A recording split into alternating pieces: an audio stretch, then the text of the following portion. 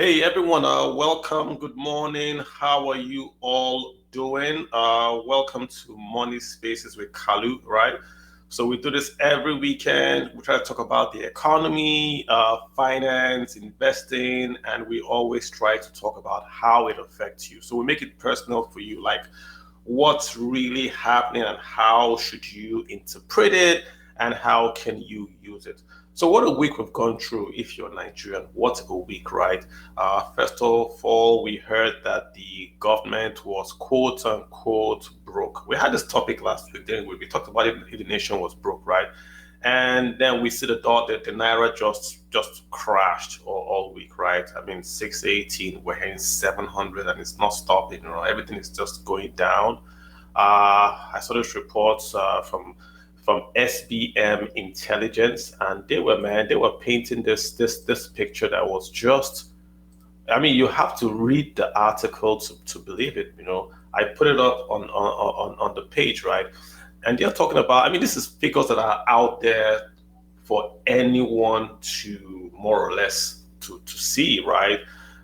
The Nigeria's subsidies, right, are going to be 6.7 trillion next year, 2023. 6.7 trillion. That's if they pay, right? The total revenues, we're talking about 6.34 trillion. So subsidies alone, not this is not debt, so this is just subsidies alone. It's going to take all the revenues. We all know subsidies are paid via NNPC, right? So it doesn't really come into the budget. You won't see subsidies on the federal government or state budget. It's NNPC that doesn't remit. That's how it's funded.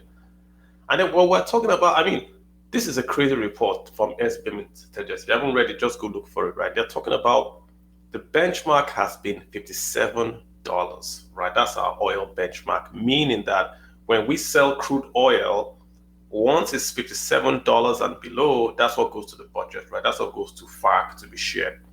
Once it's above $57, it goes to what's called the excess crude account. So this excess crude account is where we collect or we sterilize all the crude oil revenues that Nigeria makes. So think about this, guys. From what's the price today of crude oil? Give or take about 100. What's the benchmark price? Give or take about 57. So where is all that money? Where is all that money in the excess crude account? Where is it? The excess crude account has less than $400,000. Less than $400,000. So what Cristiano Ronaldo makes in a week is what Nigeria has left in its excess crude oil budget. How does that make any sense? How did we get to the situation where the total revenues that Nigeria is making just pay for the debt servicing? Not the debt, guys, the debt servicing. How did we get here? And people are making excuses. It's a global recession. It's a global inflationary period. How did we get here? I mean, all morning I've been talking about this. Nigeria made a series of very devastating errors. And if we don't acknowledge those errors, right, then we're just going to keep on going round and round, and we're not going to fix the problem. Many errors. If you guys cast your mind back, when the administration came in, Nigeria was in the JP Morgan bond index. Don't worry, guys, I'm going to let you guys talk. Let me just rant for 15 minutes, get it off my chest, and we're all going to talk and hop in. I'll just explain what's going on to folks, right? So we were on the index. What that means is this. JP Morgan, of course, the largest bank in the US, one of the largest banks in the entire world, they take Nigerian bonds and they put Nigerian bonds in the bond index that is run by them.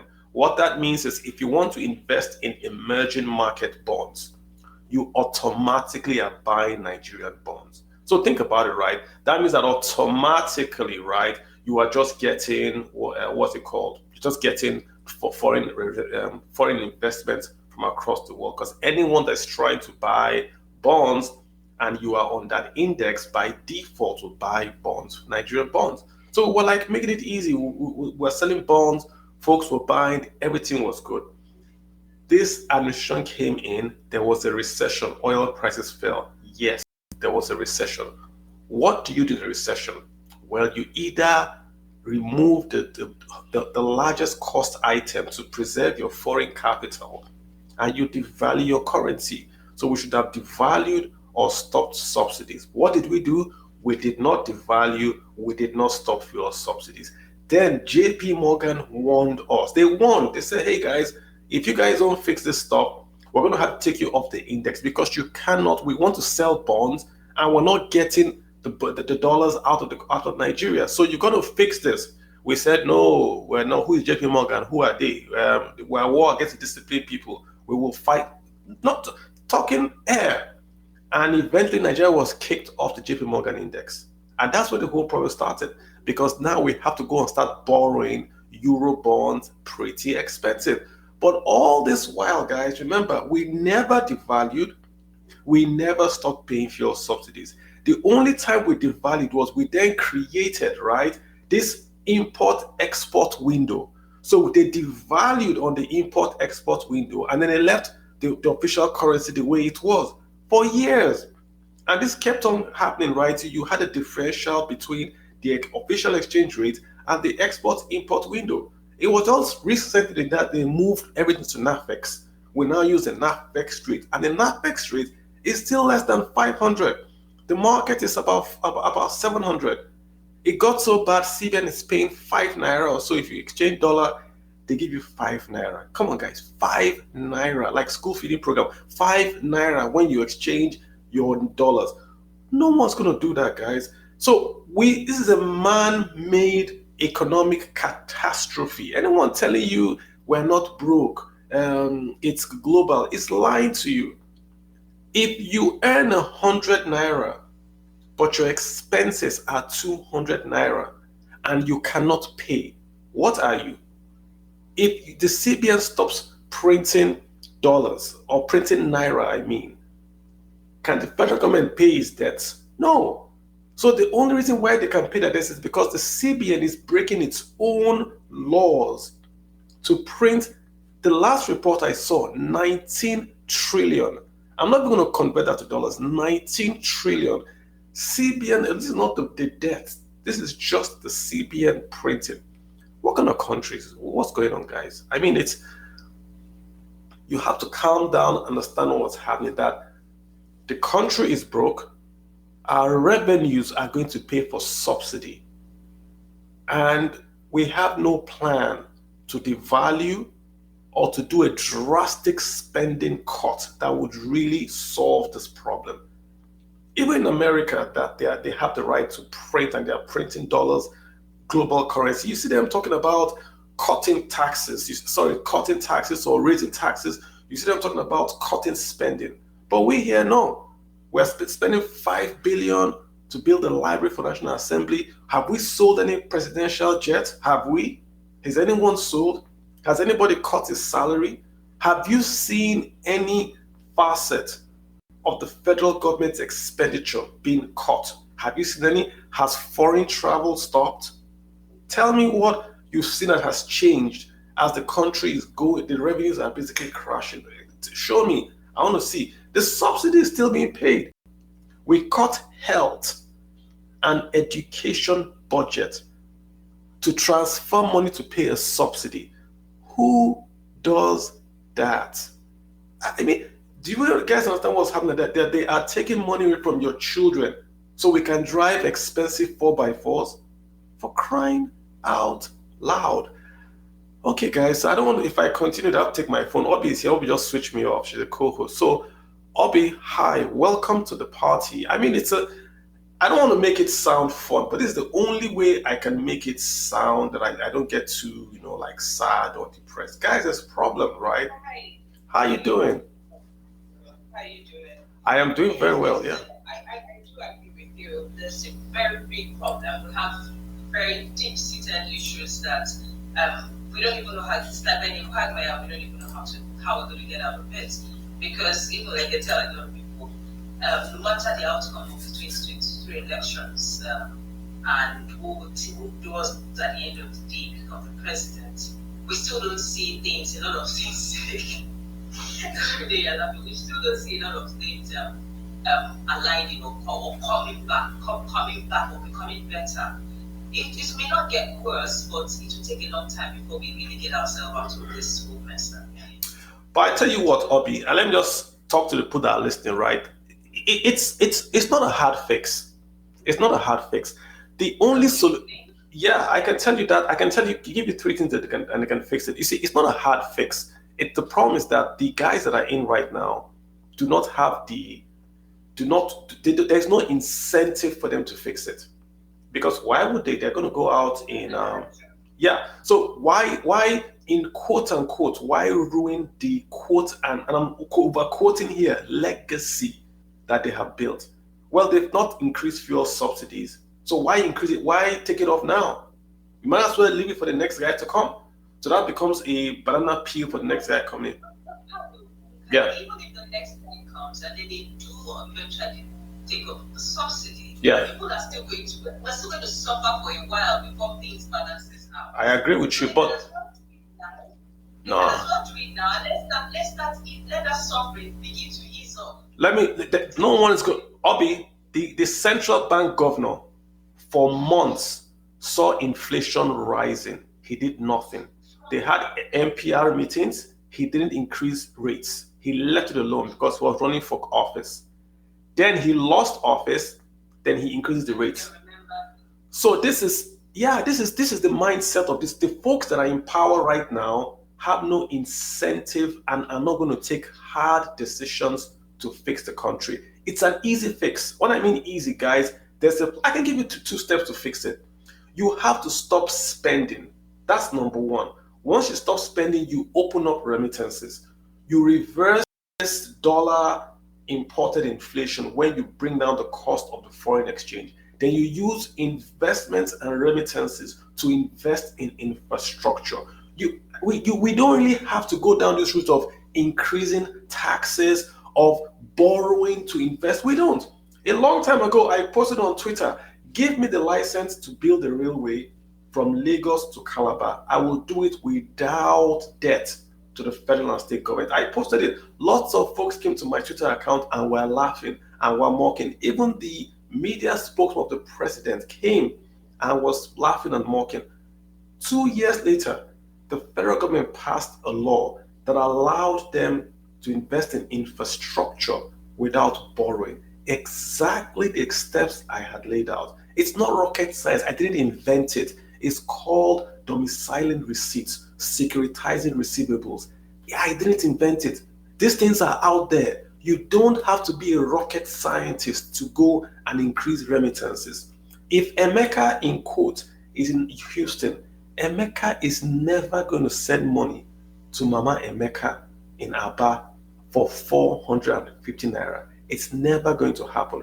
He would simply take his $100 and send it through P2P or give his friend to give Mama Emeka, who will go change that dollar at 6 or 7 on the streets of any capital in Nigeria. So to deny reality and think you're going to enforce 454 or whatever NAFEX rate is just, you are living in fantasy. Like, this is the point I'm making, Obi. It's not hard, but the folks right here have checked out. The Attorney General is talking and running for government. The folks have all checked out.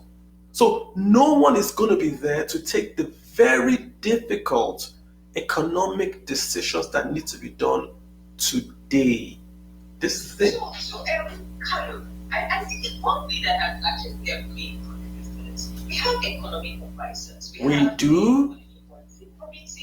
And I just feel like these guys are just figurehead there, because unfortunately, the profile of the people that make up some of these committees are people who are, and they have done incredible things in the past. That's great. And in fact, I'm feeling that it feels like these guys have just put there to just become figureheads, and let it seem like, okay, we have people that are giving us that are giving us decisions to make, or people that are backing us, or people that are advising us. Because I don't understand.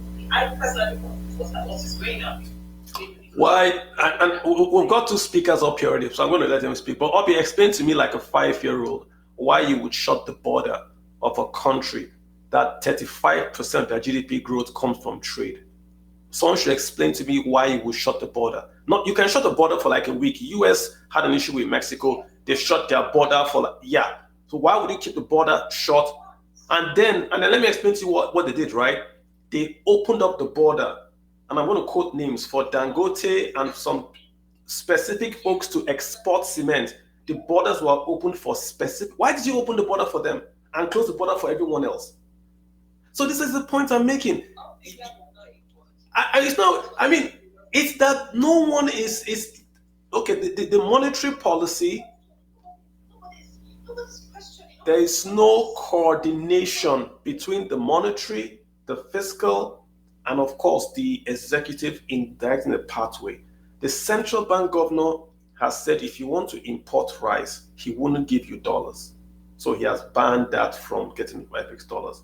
The local guy, the federal government says they're going to shut the borders. But inflation is driven by food, and food is double digits, 51% on the consumer price index.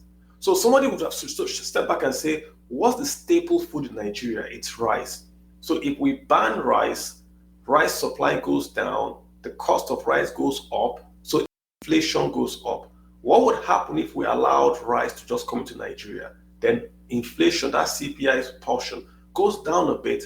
We can drop inflation on food, then we can address the other issues. But no one is coordinating. They're not talking, and we are paying the price. This is the point I'm making of that it's not a complicated, hard thing. Nigeria earns a lot of revenues. Nigeria has 200 million people, a market. We have English speaking. Half of the country are the youths. So we have a demographic that can spend. We have the second largest concentration of self-taught fintech folks. We've done fintech in this country globally in any way. Look at music and sports, the soft sciences, the soft business. We are all there. What we do not have is a government that can look at the attributes and the opportunities and take advantage. Nigeria is the only country on earth since the creation of earth that oil prices have been going up and revenues are falling. Libya, their revenues are flat because they have a civil war, they are fighting a war, a general has taken over. That is simple. But in Nigeria's case, revenues are falling. Production is falling as oil prices go up. If I was an alien, I would think Nigeria was an experiment to find out how hard you can push humans before they break. Because Nigeria can't be real. Bright, what's up with you, man? Bright, help us out here. What's happening? Olumide, I see you laughing. You're just laughing. You don't want to come and talk. Bright, what's happening? Go ahead. Good evening, Carlo. What's happening? Good evening, Ovi. From my end, it's an evening, and to everybody listening, good evening. Carlo, you really, dig into what the problem of Nigeria is together with Ovi, and we can see that it seems our leaders are just not on the know of what is happening. Like, I do ask myself, is it that this thing that is affecting the masses is not affecting the leaders at all? They just keep bringing principles and policies that make it look as if they are not involved in this country at all. They are not, the things affecting the country is not affecting them. Like, what do you say about that?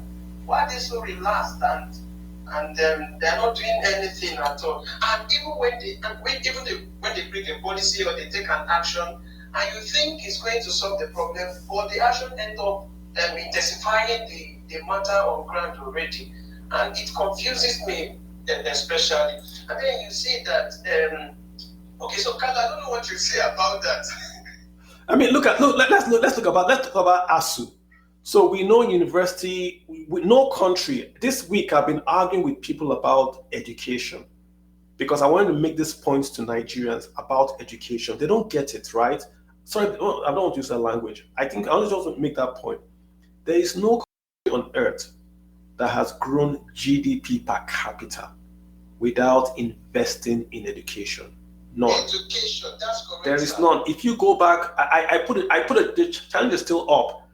$50 was a free copy of my book, Let's Talk About Your Money, by the way. I'm just going to plug that in. I put $50 prize on Twitter, and I said, if you can name a country that grew its GDP per capita without spending money on education, I'll give you $50. No one has taken that prize. That prize, that bet is open, it won't close. Name the country. Nigerians were richer than the Chinese. Nigerians were as rich as the Singapore, the South Koreans were richer than many nations on earth in the 1960s, 1970s. When Nigeria hit crude oil, when we hit it big, when we had the first Gulf oil issue and then there was an embargo, Nigeria got a lot of money. We spent money on Udoji, we did the industrial plans, we did a lot of investment, right? But we never increased the education budget. Let me just make this point to people listening. When Nigeria had the oil boom, the education budget did not go up. It didn't. Every other thing went up, we left that flat. When the oil boom went down, Nigeria went down, we've never recovered. The Chinese, the Singaporeans, the South Koreans are all now richer than Nigeria. GDP per capita has a correlation with expenditure per person. Right now, ASU has been off and on since I was in university. What is the solution to this? All the leadership, I'm talking about from the president to the local government council, everyone in power, the judges, the legislators, everybody take their kids and schools abroad. And then they shamelessly annoy you by posting the picture on Twitter. They'll say, my son has just graduated. I saw the one, the National Universities Commission head, his kid just graduated. He put it on Twitter. You see governors, legislators, all their kids are educated abroad. And it's on Twitter. And Nigerians don't care. For us, it's, God, when will I? Are we? I don't get it. That's just ASU. If you want to fix that, how do you fix it? Just pass a law and say, if you are in public office or if you are paid by the federal government, you cannot educate your child abroad. Boom! Education would. I went to the best school in Nigeria. I was taken by air to that school. I didn't pay. I did tuition in that school. Secondary school, I didn't pay. I was taught equestrian. I was taught map reading. I was taught everything. I didn't pay a cent. The reason, all the big men's kids were in that school, including the president's son was in that school. Everyone's son was in that school. If you pass a law today to say no Nigerian paid by the federal government, including pensioners, can take their kids abroad, education in Nigeria will work. COVID didn't teach us a big lesson. It taught us a small lesson where we were stuck in Nigeria, couldn't fly out, and you saw what happened to the health system. We haven't really learned that lesson. If the world gets shut down again, we haven't really learned. But when you pass that law, so I'm telling Obi, it's not hard. Just pass one or two laws and you see these things get fixed. Right, let me get Ibrahim to speak. Yeah, Obi, I'm just teasing you, Obi. At the end of the day, what are those going to pass the law? So the laws are going to be. Obi, how fast did we pass the anti-gay bill? Because of our religion. Exactly. So why won't those other bills be passed? Obi, why won't those other bills be passed? You are right, but why won't they be passed? The bill can be passed, but it will just. No, Obi, it won't be passed. I'm agreeing with you. The bill. Obi, the bill will not be passed. I'm agreeing with you, but I'm asking, why won't it be passed? Do you know why it won't be passed? Because Nigerians will not push it. No, Nigerians, you and I, we won't push it. That's why it won't get passed. But at the end of the day, if we do, Nigerians push the bill, we back the bill, we vote for that bill to be passed. What are those who are still going to speak it to? Pass it, and let's take it from there. Obi, pass it.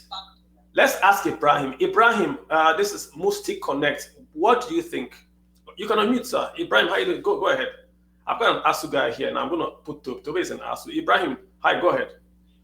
Yeah, good evening, everyone. How now? How you doing? Where are you calling from? I'm in Lagos. Oh, nice. What's up? I came across this discussion, and I feel that I should join in. Go for it. Got a minute. You are very right about the bill, but the problem is those we voted there, they know if they don't pass it, there is no repercussion. The youth are engaging on issues that are of no relevance to the development of the country. Mr. Kadu, I have been following you when you are dishing out economic issues and other issues that would, add to the development of the country. You agree with me that how many people retweet or even comment on what you are saying? But if you bring things that are about entertainment, things of today and not tomorrow, not future, you see people talking about it. When the National Assembly realizes that if they don't do this, there will be protest. If they don't do this, it will go viral. People will do what is right. So it will come out those. When they don't do it, there is no repercussion. So, Ibrahim, this is the point, Ibrahim. I agree with you completely that it is the people. I'm tired of blaming the politicians. I am tired. It is you and I. If we sit down and every day you see your legislator, the guy that was borrowing sugar from your house a year ago, his kids are now in Harvard and University of London, and you are here with your kid at home with ASU and you don't say a word. It's on you, bro. It's on you. Ibrahim, thanks. Tobe is in ASU, so Tobe should tell us to give us his own take on this. Tobe, what's happening? What's up? I'm good. Love your energy. Hey, it's coffee, bro. So, the reason why these guys would not put their kids in Nigerian university is because the university is not what you had when you were in school. So, the guys that actually thought you are no longer available, the brains that they trained are no longer here, they've all left the country. The way they employ the so-called academics in quotes into the university has been bastardized. So just bringing all kinds of, maybe to use this word, riffraffs into the academic system to teach. And they teach rubbish. So you don't expect that someone you know is not worthy of standing in front of the class or conducting any reasonable research to teach your own kids. Because those guys who are supposed to do the job have been marginalized and sent out of the country, and they're not coming back. And then, of course, you know my own case. So I don't want to go anyone with that. But that is the reason why most people who have the means to send their kids outside. Yeah, hey, Toby. Do that increase in educational funds. Go ahead.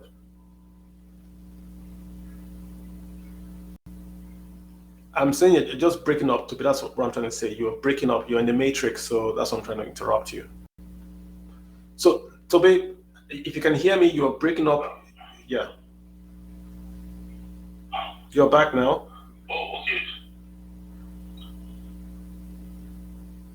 I mean, Toby, let me delve from where you are stopping. Most people also do not know that when you educate your kids abroad, you are importing, you are contributing to the fall in Naira.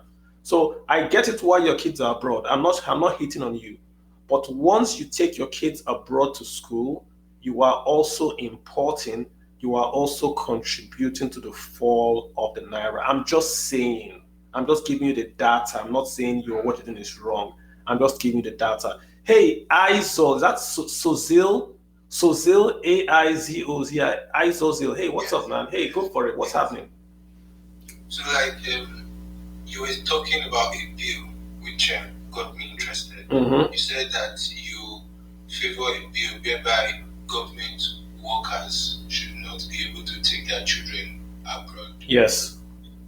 That is including civil servants. Everybody, civil servants, legislators, retirees, pensioners. If you are paid by the federal government of Nigeria, you should not take your kids abroad. I can't enforce states. I wish states would do it also. Yeah, but like in passing bills like that, you have to look at the incentives and the consequences. But the whole idea is that if I pass that bill, then everybody will sit up. If I give too many allowances, then somebody will say, I'm a pensioner, I'm just a civil servant. When all of us are in the same pot, we'll make that pot very comfortable. Have you ever seen a VIP lounge at the airport before? Have you ever gone to a VIP lounge at the airport? It's beautiful. The AC works. They've got a bar in the VIP lounge. There's a bar in the VIP lounge. Everything works. The lady speaking on the VIP lounge PA does not shout. You hear her clearly. Hello, sir. Your flight is about to board. On general lounge, they say, your flight number, you don't hear what they're saying. No bar. It's dirty. It's filthy. Because VIPs get better treatment than the population. If the VIPs had to use the same lounge, it would be beautiful. Well, that's because that's why it's called VIP. Exactly. Education is for the underclass to make them the normal class. Chief Awolowo, I wrote about Chief Awolowo also this week. I get your point, but in as much as you have a desirable goal, well, as I said, you have to look at the incentives and the consequences. You are not wrong. I'm not saying you are not wrong, but I'm also telling you why I'm going to the extreme. You are not wrong. I'm saying if I don't go to the extreme, people will slip through the cracks. Yeah. The educational system and ASU in itself is a very complicated issue, way beyond what we see. True. You know, Toby was talking about something, and I think you can categorize that under ethics and ethos of lecturing or academics. You see, the ethics and ethos of academics has been bastardized. So you do not see the quality of lecturers or the quality of academics that were available to my parents or to you in the 90s or the 80s. That is true. Now we have people who graduated with 2-2 that are now lecturers, and first class are being sidelined. I hear you. Now we have lecturers who forcefully financially extort students for grades. That is true. And sometimes when people begin to talk about our politicians and their inadequacies, I pin it on lecturers and the academics, because they are the ones that taught this set, and they go out into the world. I don't want the discussion to go into who is at fault. The point, let's look at the overall point I'm making. Education in Nigeria has failed. Education in Nigeria has failed.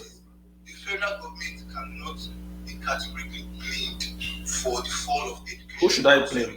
Okay, who should I blame? ASU itself. That's what I'm talking about now. ASU itself has a significant portion of blame to carry. So who should I blame for the fall in education in Nigeria? Give me who should blame so I can blame the person. Who?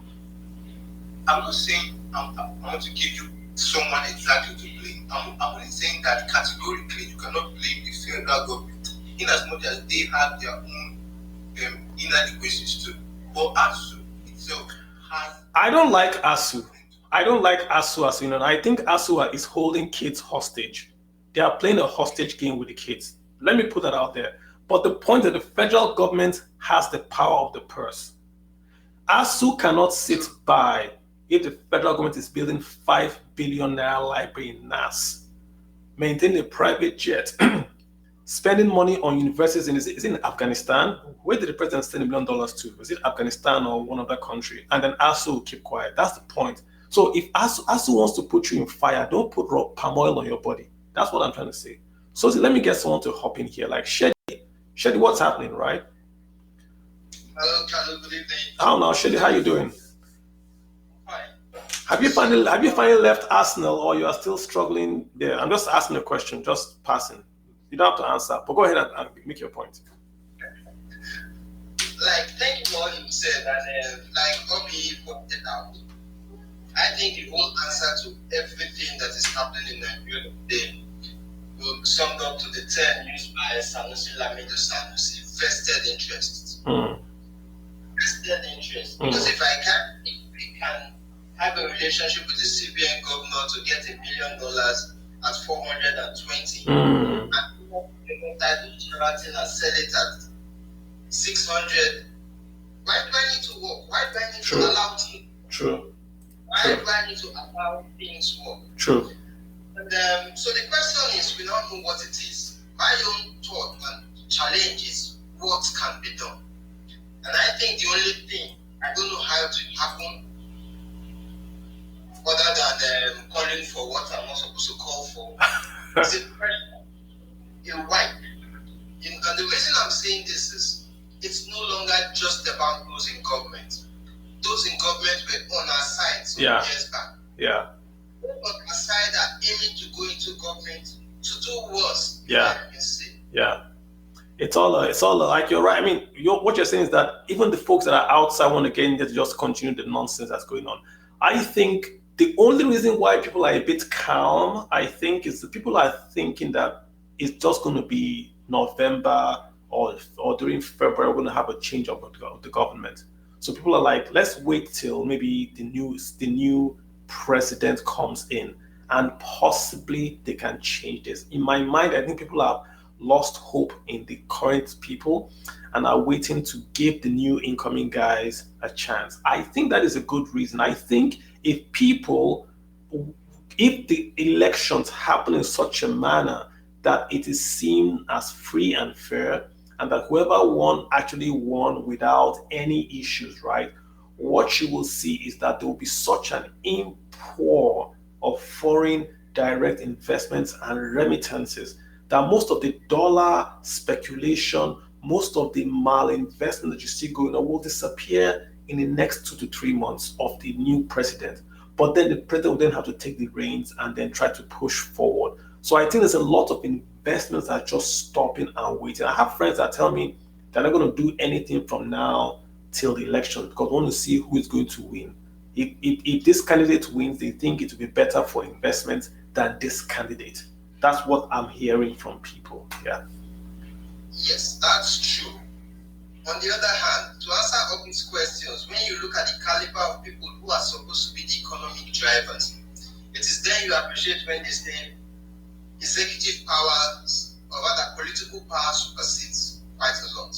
Yeah. I mean, I don't get it why you call yourself an economic advisor to the president, and then the president doesn't follow your advice and you don't resign. So you can't blame the president. This is the point I'm making. You can't blame the president. He is just the executive. If you are giving advice and he doesn't follow your advice, you resign. You don't start saying, no, give Buhari some space here. If he's not following your advice, you walk away. Let me get DJ. He's been putting his hands up. AS Asokabi. Asokabi, how you doing? What's up? Hey, Mr. Asokabi, you have to be quick so I can get. Hey, how you doing? Hi, very well. Hey, what? I just want to chip in on some of the points you mentioned. I think we're touching on a lot of things. A lot, man. Yeah. Yeah, you said earlier that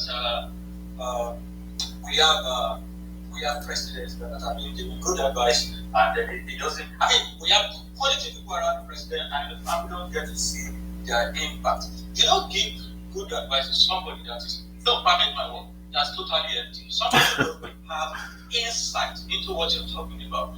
There was a time you did a session, I think on another forum, and you mentioned 5 high yield stocks in the US, right?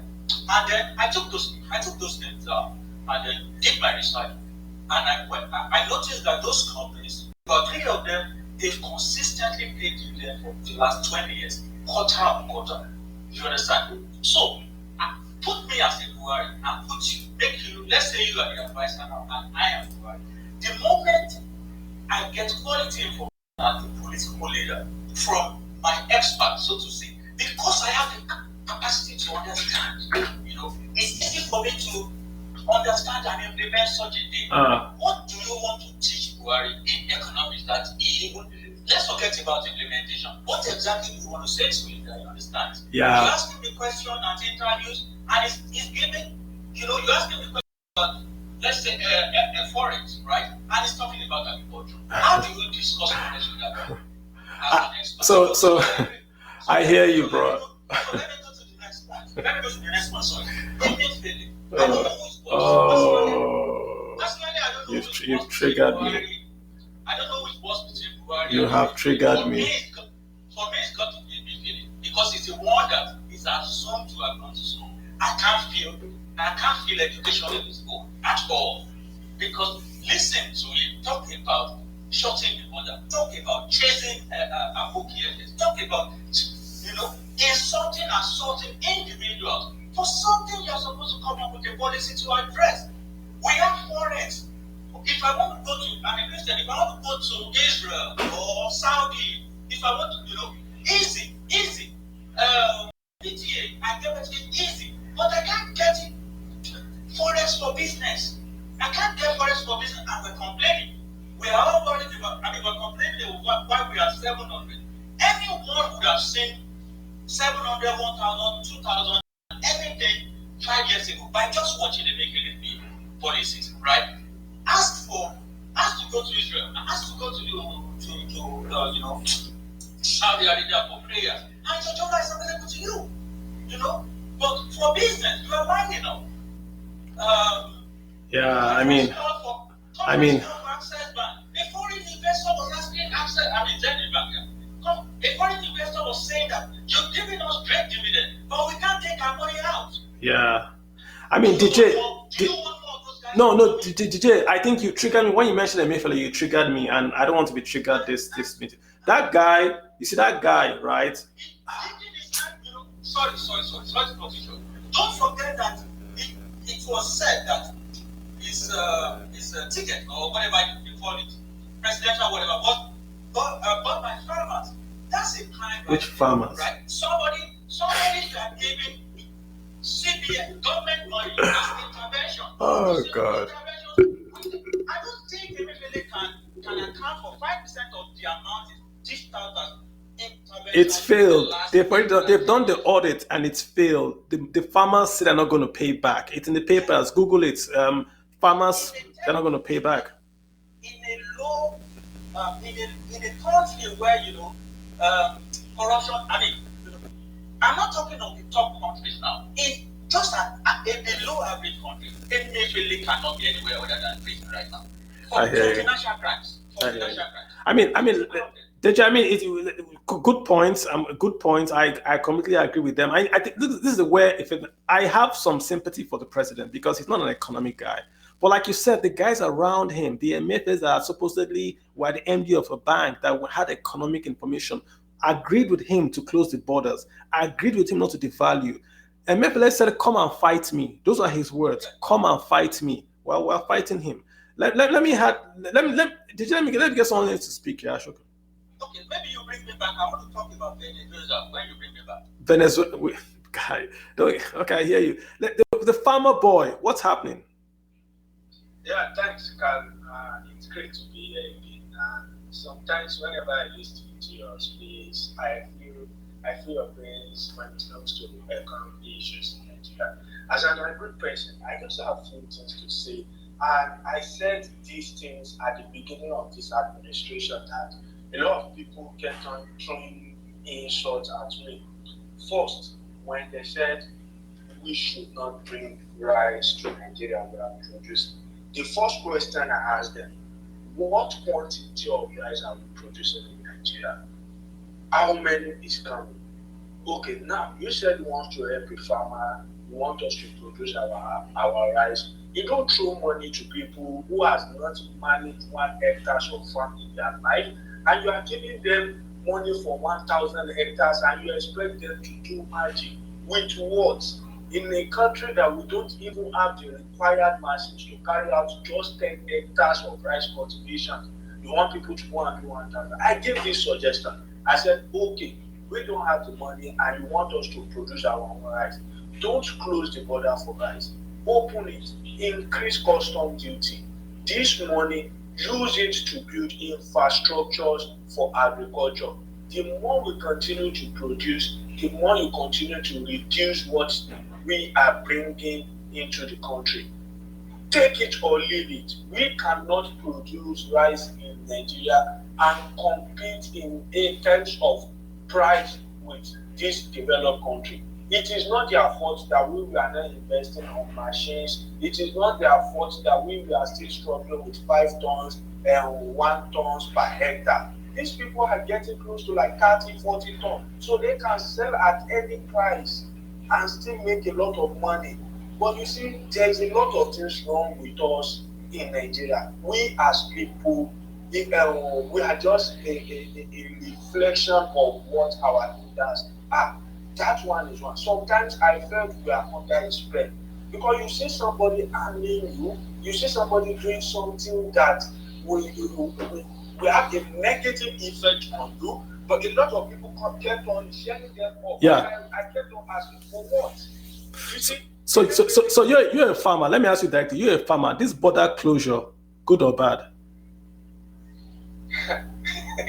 It's very bad because it's just like you are in areas where I'm spending 2,000 naira to cultivate an hectare. As I speak with you, I'm spending times 10, and people are reducing their operations because they don't have money to cultivate. Fertilizer has doubled, chemical has doubled. Wait, why is fertilizer up? Dangote fertilizer is up working now, right? And they say they do 3 trillion. We have 1 trillion. What? If you are a Dangote, for instance, and you notice that if you produce, you are selling at a better price, exporting this product. Are you going to sell to Nigeria? Because we don't have policy, we don't have government that will control and say, oh, because we have been able to provide this for you, you should be able to sell certain quantity to Nigeria. So Dangote is exporting the fertilizer and not giving Nigerian farmers. The urea has been exported. That guy does not care, and if I'm to show, I won't care. So why did we give him all this preferential treatment now if he's going to export? Why? That is why the guy is just taking advantage of our weak institution who has the boss to question Dangote that, okay, let's take for instance, Dangote is producing 1 million tons of urea per year, and the government who knows that they have done something for him to try can say, you have to sell so amounts to Nigerian market. You know, people are complaining about filling stations springing up beside the borders. They are exporting, we are subsidizing it. I said, see, this thing is simple. Laws are made to be broken, and the consequences for you breaking those laws you should expect. Oh, wow. But who are those who are to enforce those consequences? I mean, farmer boy. You just glanced over the most important thing you said, that Dangote got money from the central bank and from the state and from everybody. He makes his fertilizer. He said he has an overcapacity, so he can supply us locally and still export. But you are saying you are not getting that fertilizer because he's exporting everything. Okay. For the folks waiting for cheap fuel from Dangote refinery, I say, okay. I said it, that people were, if you check one of my tweets, I said it's good that Dangote is starting to blend his fertilizer. Let me tell you the implication. Federal government will reduce the numbers of the tons this producer brings into the country for Dangote to be able to thrive. At the same time, Dangote will not sell to the local farmer at a reasonable price. He will still sell at the price that he felt. I just think, I mean, guys, if you are listening, this just let's give the word. We have to have a real change in the elections. I'm not an election guy. I'm not going to campaign any party. But Let me just give you the suggestion I made about when people talk about people that government subsidizing petrol and people are exporting it to the neighboring country. I said, see, wait, what happened to federal government having an agreement with this country, having a very strong refinery in Nigeria, we refine and sell to them at a reasonable price. Federal government cannot be selling to them at 2 naira, and somebody wants to take and sell at 3 naira and they will buy. This is business. We have a lot of business opportunity that the government is not able to looking at. And you see, it seems people are just used to taking the raw cash in Nigeria. Okay. All right, farmer. Let me get. I mean, I hear you, completely hear you. I'm just saying, guys, be deliberate who you vote for. All this nonsense we're talking about, let's stop complaining. Be deliberate who you vote for. That's all I'm going to say, right? Olumide, I want to hear you speak, but I've got the first lady here. I don't know why ladies don't talk about this issues when we talk about, money. I want to get more ladies speaking, please. If you're a lady, you want to speak, send me a DM. I'll add you immediately, right? Because you folks are, I'm not trying to be sexist here. The economy is managed more by the women. You guys manage money better than men. So I want to hear you guys talk about this stuff, right? Let me get Nancy. Nancy, I hope you're a lady. Because I've seen your picture as a lady. Okay, Nancy. She is a lady. Okay, Nancy, on mute. Let's hear your take on this, right? She's not muting. Can she hear us? Okay, Olumide, let me hear you hopping, Olumide. What's up? You've heard everyone speaking. What's your take? What's happening? Yeah, Olumide has been laughing. He's been laughing at everyone. I don't know why he just stays and he laughs. Yeah. So. At all, as in, the way Kali plays out is normally is spot on, but you could see the intensity, and for people that have been following Kali for very long, I've read many of his articles, and even the fact that I'm a financial market journalist, I could tell you that he has a high understanding, and the way he dissects these things, one would now wonder why a country like this, where Kali is a citizen of, is perpetually having a team of people in poverty. So it's more of a political. You see, I don't need to add up on all he mentioned, because all he said was really spot on. We cannot have a country where we have leaders sending their kids overseas, subsidizing the dollar, having low productivity, capability in many processes, and making excuses. Because you see, what is really happening right now are man-made problems. The fact that even the Saudis, the categories that practice mixed economy are bigging out major dollars out of their fossils, tells us that we need to wake up. You could see Q2, Total, Chevron, ExxonMobil, Chevron, they all brought out stellar gains. In fact, Shell is giving a $6 billion buyback. That's because they're making so much money, despite the fact they did not make so much investment like they should because of the fear of Joe Biden's renewable approach. But it just tells us that our policymakers, maybe they're under a spell, or actually they just don't want to do these things. Because and why it's so pretty much annoying is that sometimes you read Carlos' tweet and you see it makes a lot of sense, and you see people trying to tribalize or and that's why I came on Spaces to encourage him, because I told a lot of people now, we can't be saying that we are financial professionals and we watch people insulting the integrity and dignity of people's comments. This is a time when, see, I know Carl is doing very well. I know he can afford to keep quiet. I know he can afford not to tweet out things, do things for the people. But you see, he can afford not to do that.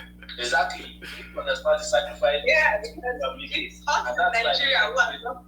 He's not here. It's not bothered. So, yeah, so we need to start asking these right questions, because just like Carlos said, see, it's no longer the politicians. You can see Big Brother Nigeria is really trending.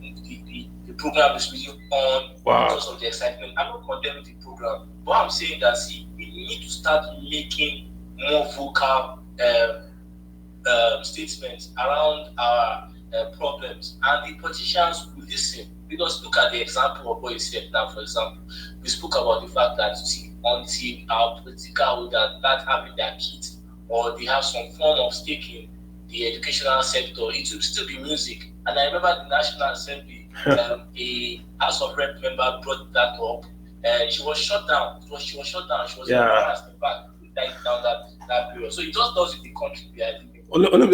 Let me give you a story. Like a friend of mine last week sent me a story about the train kidnap in Abuja. So he asked me, does Nigeria have an army? So that was the first question. I said, why do you ask if Nigeria has an army? Then he sent me the train kidnap story. Then I said, oh. Then he said, okay, I get it. Maybe you guys don't really have a big army, but what about the police? This guy was trying to raise money for Nigeria. I was trying to pass a bill in Congress, not a Nigerian guy, so that the American government could maybe give Nigeria like excess military supply, because he was like, The only reason why they would kidnap train travelers from, in his mind, Washington to Virginia is because Nigeria has no army and that the police are understaffed. So he was trying to pass the bill. So I said, when he now said, wait, behold, he still sending me messages, oh, Nigeria has Exxon, Nigeria has money. So why can't you guys, he couldn't, his mind couldn't capture the two things that, yeah, he couldn't put them together. Just like how you tell me that Arsenal is going to win Champions League. You can't bring them together. Like, he couldn't. It's an example. It's an example. It's an honest mistake. So his mind could not factor this. Nigeria, largest economy, brilliant people, cannot protect a train from Kaduna to Abuja. I couldn't say a thing. I give you a true story. My boss, true story. Some guys from Wall Street, a father and a son, true story. They'd heard about Nigerian. They looked at Nigerian bonds, Nigerian yields. Nigerian yields were double digit. US yields were flat. They flew in here to Nigeria to hold meetings and invest in companies. At the airport in Lagos, the father passed out of the heat. There was no air conditioning at the airport. So the son just took the pop. They just checked in the next flight at the airport, got back on the next flight, and took off. So those guys, I won't tell you what they said about the country, but this is the thing. Those little things that we are talking about, those little things that could be fixed. You land at the airport, they are begging you for money. You go on the streets, they are begging you for money. Those guys that are begging for money, their wages have not gone up since 30 grand. So the economy is suffering. These people are the guys voting in people that are going to take their kids out. No civil servant can afford a brand new car, can afford a mortgage, can afford a television from his pocket from a 1 month salary. No civil servant without making monies from anywhere else. But go to the malls in Nigeria, they are filled with $1 million televisions, there are cars. So it's a black economy. And it's that black economy that is being supported by the corruption and the inefficiency. What we call subsidy is not subsidy. You are paying for the inefficiency of the federal government not being able to import a commodity, bring it to Nigeria and sell it. We have the commodity here, we couldn't refine it. Okay, bring it here now and sell it at below market price. They can't even do that. What about passport booklets? To get a passport booklet, you have to pray, fast, and do naked fasting. To get a passport booklet, they are paying dollars for. And this is the people you want to refine crude oil? Jeez, man. Caleb, what's going on? I suppose that the passport is actually produced in another country. You are paying dollars. Nigeria can make $1 billion selling passports to Nigerians, not to foreigners, to Nigerians. But we can't produce a passport booklet, get it across to Nigeria, to Nigerian people who, I'm not saying sell it to foreigners, to Nigerians to buy. You can't do it, but you want to refine crude oil and sell. Okay, now. So, Carlo, I know we've been talking about passing it into law that all public office holders should have their children in schools in Nigeria. But we also have to realize that even schools in Nigeria are not all on the same level. Because if we do pass that bill, at the end of the day, they're still going to take their kids in Nigeria here, but they're still going to take their kids to the top schools, which the average man in Nigeria cannot afford to pay the tuition in those schools. So at the end of the day, their kids will still be going to the best schools. Obi, that school I went to had the kids of poor people and the kids of the president of Nigeria. The president of Nigeria. So that school was good because the president of Nigeria's kids has to eat the same food that the poor man's kid has to eat. So when you have an FGC Jos or FGC Lagos that the Senate president's son goes to, nobody will hold their money. If you make that law, it's a simple thing. And not just road, no, private school is fine. Go to private schools, that's fine. Look at Rwanda. They made the public schools better than the private schools. if you ban private jets, the roads will be free, the roads will be well maintained, and the roads will be safe. If you ban 4x4 in Nigeria, all the roads will be Lamborghini friendly. If you ban foreign trips for medical care, who built National Hospital in Abuja? That National Hospital, who built it? Abacha. Why did he build it? He couldn't travel abroad. Nigeria was embargoed. He couldn't travel. So they built National Hospital. You see where I'm thinking? When you ban them from going to Dubai, New York, London, Nigeria will become Dubai in 2 weeks. I assure you, like night follows day. Nigeria will be Dubai when you ban them from traveling abroad. Let me run down and just get people to speak. Sorry guys for calling the space. Caleb, hi. I'm going to just run down to the... Go for it. Caleb.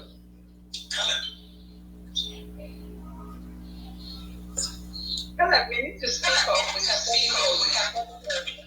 Let's get Marana, Lady Nat A. Maranatha. Hey, what's up? Hi guys. Hey, finally. Please go ahead. I have more questions than a contribution this week, right? Go for it. Just picking up from the last thing you said, in answer to Obi's questions about if politicians' kids stay in Nigeria, go to school in Nigeria. Well, agreeable. They can go to the private schools, but like you rightly said, it will spiral into every other sector of the economy, every other aspect of the economy, right? Because, for instance, say a politician who, let's say they live in Lagos and they're sending their kids to, say, on Covenant University in Otta. Of course, they can't fly from Lagos to Otta, right? So they have to go by road. True. If the road is bad and they have an accident one day, they have an accident the second day, they will go and fix that road. True. Because their kids are applying that route to go to school. And then, just generally, everything will it will take a while, but things will generally, fall in place, right? And all of those things. So going back to, and I completely hear you, Carlo, because I also went to a federal school. And I think at the time I finished from the federal school I went to, we're about the last set of people who went to school when everybody's kids who was something was going to federal schools, right? Because I went to federal school with kids of major generals. But yeah, the private schools had started bringing up, but then it was like, oh, you are no load, that's why your parents took you to a private school. You don't struggle to get into a federal school, right? But that was around the mid 2000s and what have you, and all of those things. And you could say it was a lot better. We had good teachers, very good teachers who were qualified and all sort of things. So it spirals down, and before you know, everything begins to fall into place. My major questions I had to ask was in response to, I think, Farmer Boy, when he was talking about the Dangote fertilizer, and it's because we've had this conversation about Dangote on this space or one of your spaces for so long, and it's so disheartening because if the government has majorly subsidized Dangote to be able to do what he's been able to do, to be able to achieve all that he's been able to do, to have the monopoly that he has in Nigeria, why isn't that same government making it a priority to see that this monopoly that we're giving to this guy actually benefit the people that we're giving him the monopoly to? It's a head scratcher. I wrote specifically about the Dangote fertilizer refinery, and I get the irony of Nigeria. Nigeria has got the largest cement plant in the world of sub-Saharan Africa, but cement in Nigeria is expensive. We have the largest rice mill in the world. Rice in Nigeria is expensive. We have the largest LNG plant in sub-Saharan Africa and south of the equator. Cooking gas is expensive.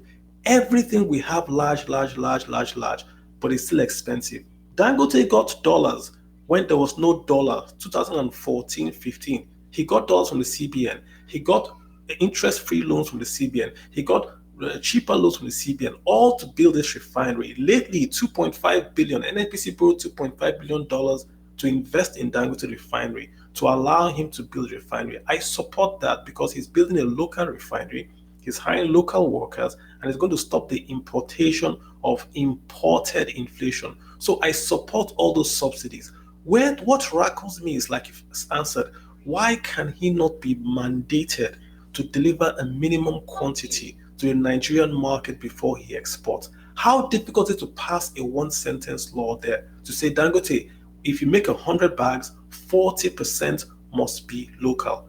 I mean, how hard is it? Subsidize those bags. Subsidize the bags. Make the bags 500 naira a bag. Subsidize it, we agree. Why can't they subsidize that fertilizer? Why must they go subsidize PMS? Food is 51% of the CPI. Fuel is 6-7%. So why are you subsidizing 6-7% and ignoring 51%? Makes no sense. Bola, go for it. Thank you. I'm going to start from someone that talked about which institutions. You know, everything that we've been saying, that you guys have been saying on this platform is on the point. But there's something that we are not talking about, which is the weak institutions. So you asked the question, why would federal government, have an agreement with Dangote to construct the refinery in Nigeria, have a fertilizer company in Nigeria, was giving free access to dollar, was helped to import everything to set up the factories and everything. But at the end of the day, it's not delivering his own end of the bargain. That is if they had a bargain. So that goes to show that what kind of people do we have in place managing the country? What kind of institutions do we have in place to actually ensure that if you give somebody 5 naira to do something, are we getting anything in return? Of course, some people are getting things in return from government. So that goes to show that if you do not fix the foundational problem of Nigeria, nothing is ever going to happen. You're talking about education as well. Education, I don't feel that it's in the spirit of a democratic constitution to ban anybody to do anything. You need to fix the underlying problem. What's the underlying problem? Tell us. What I think the underlying problem is the fact that the way the country is set up. For instance, we run a sort of a unitary system of government when we are supposed to have a federal system. We have a constitution that was given to us by the military. Nobody has ever, I think some people have challenged the constitution, but it's not really getting the kind of support, they're not really getting the kind of support they should get. The constitution says, we're the people. I was an adult when in 1999, but I was not part of the people that said, that subscribe to that constitution. So no one's given to me to work with it. I'm working with it. I hear you. Whatever shortcut of the bargain that I'm getting, I'm going to get it until I stand up to say that. Bola, I hear you. But let me ask you, who do you think is responsible for the primary schools in Nigeria? Is it the federal, state, or local? Primary schools, the most important part. No, it's the local government. What about the state? Yeah, you're right. So the constitution does not allow that. The federal government of Nigeria is not supposed to be in charge of any part of education. It's local and state. What has happened? The military came in, took over everything, like you say, unitary government, and then started what we call the universal basic education. The same way in the US. The US, the government gives grants to states and local government to run education. So what the states then simply did was to hand over the salaries part of education to the federal government. So you have states that will say, federal government is the one going to pay UBE, we're going to build your schools. The state's basically hands off. So UBE is now the main capital expenditure guy in most of these states. The states not just sort of lean back, right? The federal government should not be involved in the education at the local and state level. But the federal government took away all the revenues from the local government and the states to the federal. VAT should be going back to the local, not even state, local government, so that if Surulere wants to have good schools, Surulere can charge you a sales tax and deploy that sales tax to schools in Surulere, not a federal guy in Abuja. It makes no sense. So my question is, Why wasn't that challenged? Okay. It's always been challenged. I know someone at Toby was here. I mean, so it's always been challenged. But you see, the thing is about this, what's it called? Constitution is that I think it's a story that we keep on repeating. We are never, the way Nigeria is set up, it's never going to happen. You're never going to have a constitution who will sit down and agree. We can have it going on the side, right? Yeah, but what I think is what we have today, right? Sorry, let me just put out this stuff. Buhari will leave. We might have somebody that has good intentions and do, in 2023 and do well. We'll still go back to having someone like Buhari that does not have good intentions. So it's going to challenge him. We don't always choose to challenge this kind of people. And this is why I'm saying that we're always going back and forth until we address the foundation. But again, Bola, I'm going to let you go after this. I'm going to bring in Trills very soon. Whose fault? Right now, we have three guys contesting. We have Bola Ahmed Tinubu, we have Atiku Abubakar, we have Peter Obi. Out of these three guys, Nigerians know, I would say, know two of them very, very well. One has been a vice president for a long time, 2 tenures. One has been a governor, 2-term governor, and has been in the political space. One has been a governor, 2 terms, and has been like a guy around. We know all these three guys. There is no surprise. We know what A, B, and C will do. Nigerians, you will think, would say, well, what's my biggest problem right now? My kids don't have a job. My kids are not in school. There's insecurity. There's inflation. Who will fix it for me? Okay, I'm going to go with A. I'm going to go with B. I'm going to go with C. But what do you hear? This guy is from my tribe. Oh, this guy prays to God like me. Oh, this guy, his sister prays to God. Nonsense. So it's we, Nigerians, we're not yet serious. Tunisia, a kid burned himself years ago and started the Arab Spring, right? America, they had an Obama. They were tired. They got an Obama. Look at Britain, they just kicked up their prime PM. We are not yet serious. Maybe there's a market where different political guys go buy cheaper pomo. I'm not aware of it yet. If there is, guys, send me a DM where you guys go buy cheaper food. But if you're all going to the same market and we're all suffering the same depreciation about the naira, then vote, crying out loud, vote right, vote for your kids, do it for your children. 5K will take you nowhere. Don't try to drive from Nigeria, from Lagos to Kano by 12 p.m. Be safe. Don't you want to do it? Why must they pay you for your vote? If your vote was not important, they don't pay you for it. They are paying you for it because it's important and you are selling it. Man, it's so effing this. Oh, geez, sorry about that, guys. Trill, save me, please. Tofumi for me. Save me from myself. Yes. Yeah. Hello, hi, everyone. So I just started following you onto this book. Thank you, sir. So I'm just thinking about, I have just about 3 or 4 points. About the external recommendation now about banking the fast selling them things abroad. I'm interested in that itself because I think to a large extent that would be unconstitutional as that today. But I would suggest, in line with what you said, right, that probably the other option to consider is putting pressure on the governments of the Western world to ensure there's some kind of ban on people from political class selling their kids to study in their country. So that's probably another option to consider. But I'm only talking about the positions, though. I'm talking about the political class. I'm saying if you get money from the federal government, pensioner, civil servants, minister, anybody, as long as you are paid by the federal government, you shouldn't travel abroad. States can join. You shouldn't travel abroad. That's what I'm saying. And it's nothing. It's not. Go ahead. I think there's a constitutional challenge to that. But that's what I think. The government says if you want to drive a car, you have to wear a seat belt. The government says it. The government says if you want to travel abroad, you have to have a passport. The government says if you want to bring your child to school, you have to pass common entrance. The government says if you want to get employed, you have to pass through NYSC. What is the difference between saying if you want to stay employed, you have to school, your kids have to school in Nigeria? What's the constitutional about it?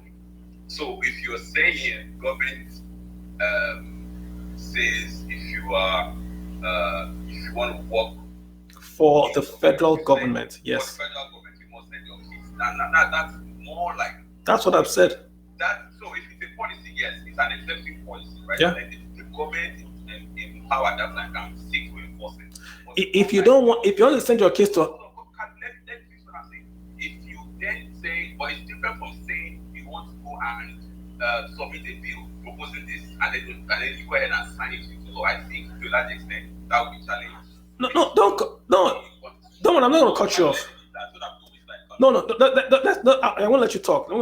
All I'm saying is this: if I pay you, you must spend it in Nigeria. There's nothing unconstitutional about that. But go ahead. Well, that's what I'm saying. I agree you can go that route, but that would probably be more of an executive action rather than going by legislation. That's what I'm saying. Okay. Because if you go by legislation, what you're doing, you are opening up a vista for people to challenge that in court, and they may win. That's what I'm saying. Okay. That's what I'm saying. You want to consider putting pressure on the schools. You want to consider putting pressure on the government, and everything is because things are happening. They are able to do this and you can advance that. That's my point. The second point is about we need to start seriously talking about the person the president appoints into the office of CBN, right? I think for as far as I'm concerned, BC has been probably disaster since my since I've been an adult. To be honest with you, it's just impossible. It's unbelievable, right? And I'll tell you what, I was watching a feeding meeting just before it was going to assume office when it was going around to to companies that were partnering. I think it was Zenith Bank at the time, just going around to ensure that business continues after he left. And I'm just honestly surprised at what he had turned out to be honest. But I think what that shows to me, or this experience, our experience with it, is we need to begin to focus on some of these things. With how much we even question the people that are picked by executive government to really sensitive positions, right? So picking someone from the banks to be heading the central bank, is that right? Is that the way to go? It's not. It's policy. People think that the central bank governor does banking. No, the central bank governor does policy. I know. Yeah. So it's not just about that. It's also about it's coming from a place where, how will I put it now? It's got to be regulating that sector. My point is, would it not be better if we are looking for people who have have economic background, for example, coming to head the central bank, rather than a banker directly from the bank heading a bank in Nigeria to become CBN governor? So those are the nuances that I think we need to start talking seriously about that. My third point is the question around political power or the political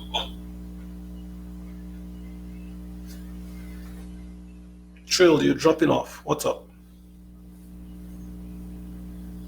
Situations. First of all, I think political considerations out of economic power, right? Sometimes they are interwoven, right? And the point I'm trying to make is this: people who have the knowledge about these things we're talking about here right now, we are less than 2% of the population of this country. We have the responsibility to begin to educate the masses about these things.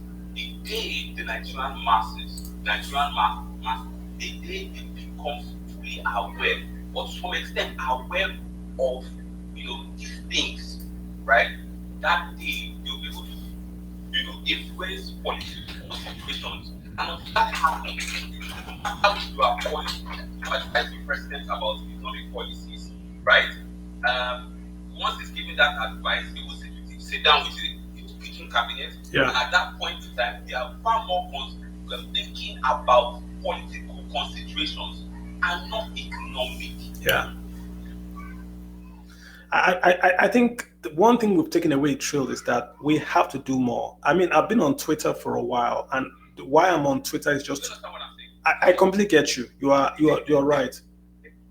The of Nigerians that understand these things are the ones holding back this country. You're right. You're right. Thinking about ourselves and start focusing on educating the masses. You know, Trill, you are. Trill, let me just tell you something, right? I get I get many DMs from the quote unquote financial elite. Sometimes I tweet, we talk back channel, and they say, oh, this, and they say, oh, that. We purposely make things difficult to understand so that people don't get it and don't question the government. When I put stuff out there, I break it down to the lowest common multiple. And then that's why people can attack it and say, he said 10%, but it's 11.5%. Nonsense, right? Look at what I tweeted today. Very, very simple things about the border closure, about the failed process of capital control. Look at the JP Morgan index. Only 2 countries in Africa are there. But we left because people didn't understand what benefits we got in there. And when you try to, I remember when we were trying to leave in 2015, I was tweeting about this in 2015. This is a mistake, don't leave. And people were saying, no, we have a new sheriff in town. We don't need JP Morgan, it's IMF. Look at where we are. Now they're attacking IMF. No one knows what IMF does. People think IMF is a bank.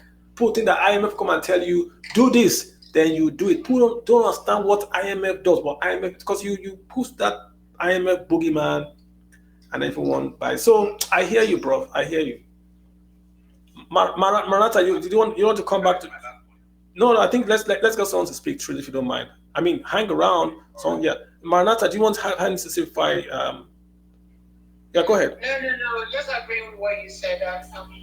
Going from ongoing conversations, I think even with the educated people, with our high education and everything, we really need to educate people on what the IMF does, because it's very laughable the kind of things that highly educated people think are the responsibilities of the IMF or the way they perceive the IMF. It's very embarrassing, actually. Yeah, IMF and World Bank. And let me just call them out. I mean, I spoke to the World Bank guy. I said, listen, guy, why don't you come over here and let me ask you a few questions. Tell people, explain these things. Well, they don't like to do that. And I get why they don't want to do that, because they don't look as if they are pushing policy.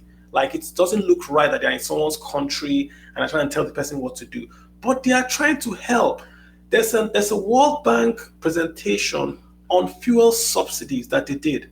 This is well before this time. They broke it down to, we are spending $3,000 on health per person, and we're going to spend $11,000 on fuel subsidy per person. They put it out there. They said, okay, Nigerians, this is what you're going to do. And if you do this, you are going to get broke. Go and pull up the IMF country report they write about Nigeria. They will tell us exactly what's happening.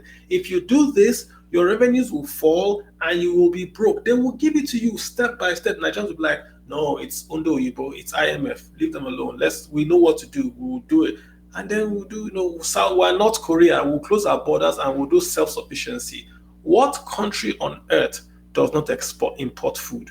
Name one country you know on this earth that does not import food. Send me a DM. Name the country that you know on this earth that does not import food. I want to know. Show me. Valhalla, what's up? Odains, you even have a Valhalla flag on your DP. Jesus, man. What's up, Valhalla? Yes, hello, Carlo. How are you? I'm good, are you? I'm very well, sir. Thank you. Yeah, this is the first time I'm coming to your space, so it's been quite engaging, Thank you, sir. Yeah, I joined your space from Norway, so I'm based in Norway. Nice. Okay, cool. Yeah. And I guess there's been quite some expose on what people have been talking about here. For myself, I'm into the implementation of farm machineries, and it's been quite a challenge, back home. And when it comes to this issue of increasing our productivity in Nigeria, there is something fundamental that we've always ignored, which is property rights. I think we need to start talking about it. how do we give back the right to land ownership to our farmers? People around, I think probably in the US, people should own their land. And when someone owns his land, then he can be able, we don't need loan, we don't need government subsidies. That property they own is enough collateral for them to acquire whatever machineries they need for their farms. They used tractor from maybe 1970, costs almost 13 to 15 million naira in Nigeria. And you can count the number of farmers with the financial capacity to be able to acquire this. It's really disappointing. So, in terms of policy, I think going back to this fundamental issue, we need to get back the land that belongs to us. Government shouldn't be the one deciding how we use our land. And I agree. Good point. We are also ignoring this issue, and the government is going ahead to push this waterway bill, which is again a plot by them to take the remaining freedom that the people, the masses, has on their properties into exclusive list of what the FG can decide on.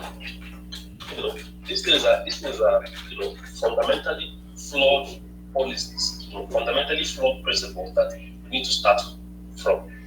That means going back to the first principle, that Land Use Act needs to be revoked. I was waiting for you to say that, because you have to say the policy so we can follow the Land Use Act. So thanks, Vala, that's a great point you've made. In my view, there are two laws that have killed Nigeria. The worst law passed in Nigeria's history is the Federal Character Commission, that federal character thing, and it's in the Constitution. That's the worst in Nigeria's history. The next is this Land Use Act. If you can Google, guys, Google dead capital. If you want to read a book, there's a book by Hernando de Soto talking about this dead capital and all. If you simply pass a law in Nigeria that says that you don't need to have a C of O to own that land, because if you don't know, in Nigeria, nobody owns land. You guys are all leasing. Look at your C of O. It's a lease. You don't own that land. You are leasing that land from the government. So if you pass a law why is it important? If you go to the bank to take a loan from your land, because you don't own that land, you have to go back to the owner of the land, which is the governor, to tell the governor you want to borrow from his, not yours, from his land.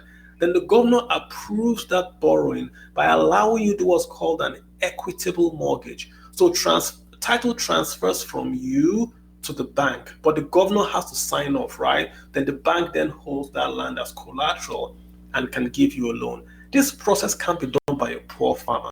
So farmers are still on land in Abia, in Niger, in Kebbi, but they own zero because it's just land. They have no title and no paper to get loans, to get an agricultural input, right? But if you pass a law or an amendment that says land is owned by you, if you want to do something else, maybe you can go title it. Or it's like shares. You own the land, you go to a digital company, you register that land, you put it on a central blockchain registry for the land. So it's your land. What happens next? You walk into a bank, you give them the land papers as collateral. They simply go to the information center, put that land on that lien. You don't have to go to the governor.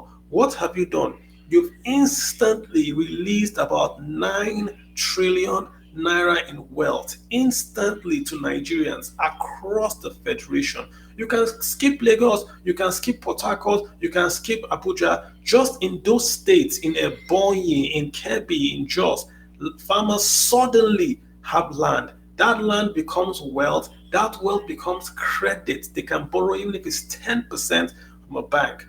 That's how countries get wealthy, right? So CFO and Land Use Act, like Sebal Halal, it's got to be amended. This is why you need a president that understands this thing. Not, I want to come and fight corruption. Jesus. All right, man. Let me get. Yeah, I hear you. I want to get. I got a lady here. I hope she's the lady Hannah Ricks. Vala, thank you so much for that contribution. I got Hannah Ricks. Did I get that name right? Let me see. That's at Hannah Ricks Carly. Hi, you want to unmute and go ahead and speak. Can she hear me though? I don't think she can hear me. If you can hear me and yeah, she's unmuted. Go for it. What's up? Hi, good evening, guys. Oh, I'm actually a very young person in this space, and I am so glad that I came across this space. And I actually have more of a questions more than a contribution, because this kind of discussion is actually what we've been looking up to, so that we can learn, from people who are ahead of us, so that it can actually make us to make a better informed decision. So my home contribution tonight is actually about the upcoming election, the 2023 election, and how informed some set of people are and how uninformed some others are. So I happened to, be in the market last, I think just yesterday, and this market women, they are having this conversation of, okay, have we gotten your PVC? And someone was like, how does this affect me? My vote doesn't count. And, and it just gets me out. I try to engage in a conversation with this woman, and it's like I cannot even win her over. Like, she's gotten this belief that it has got nothing to do with her. Her vote doesn't count. If she says she's only getting the PVC just in case she might need it for bank purpose, or maybe her children need it, that she's not getting it to vote because. So I'm actually like asking that how can we? Because I actually talked to two of my friends. Okay, now this PVC registration is closing. If we can actually, have some kind of sensitization exercise in this particular market, trying to let people know that, see, it counts. Your vote counts. If it doesn't count, people will not be, paying for your it. vote. True. Because if it doesn't count, they wouldn't buy it. So it's just a matter of we Nigerians, and because of the kind of corruption, the rate of corruption we have, people already have this mindset that our vote doesn't count. She was like, they already know who is going to be there. I said they don't know who is going to be there. If they know who is going to be there, they won't come to you to come and, but we know that they have their ways and means, to rig the election.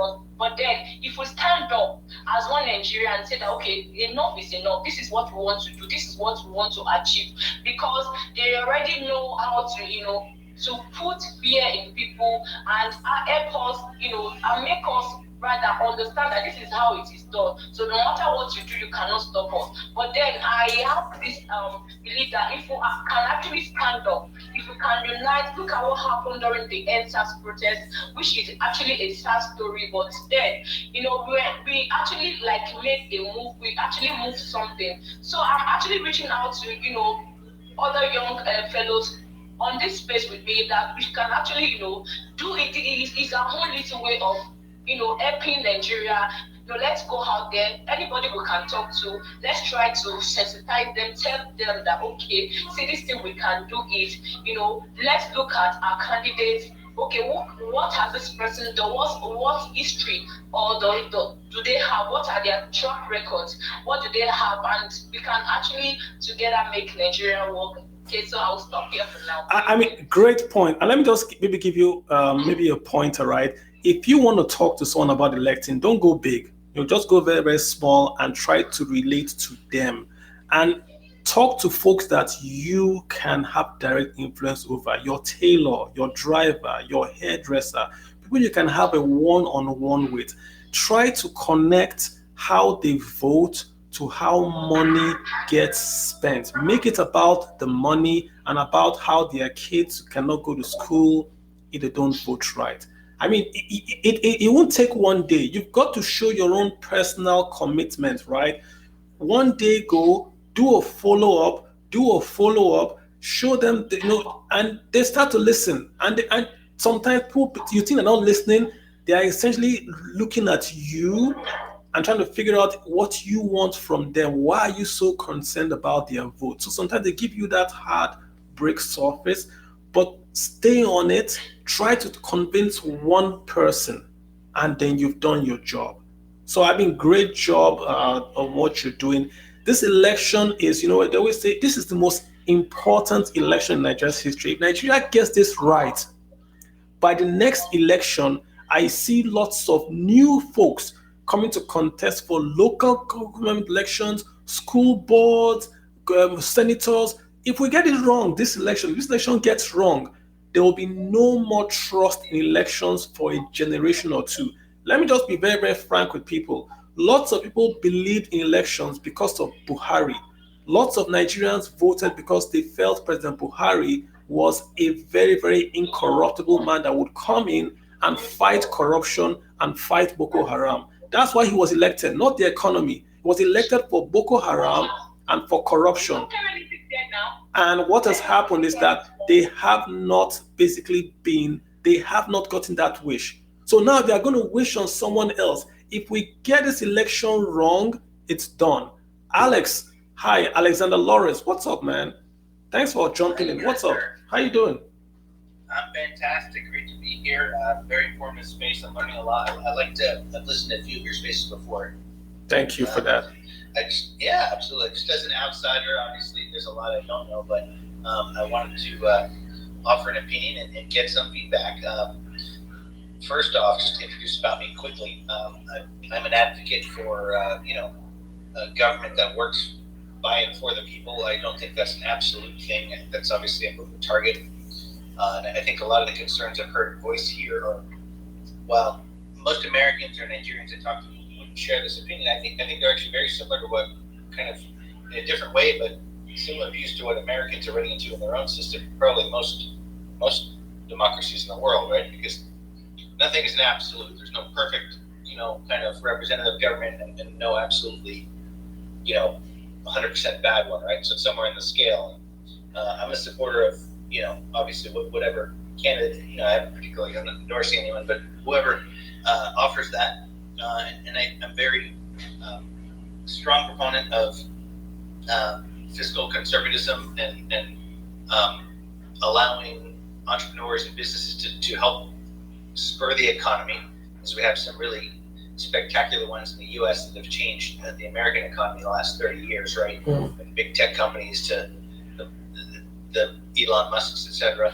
My main question, that was kind of my comment, I'd like to know any feedback. My main question is, how can an outsider help from a business perspective? What can we do to help? I think what Nigeria needs from the quote-unquote West is two things right now. Number one, advocates to ensure that the elections are monitored and there is no, should we say, hanky-panky. We want people to know that if they flout the election, they're going to get hit by bans on visas, on traveling out, on asset seizures.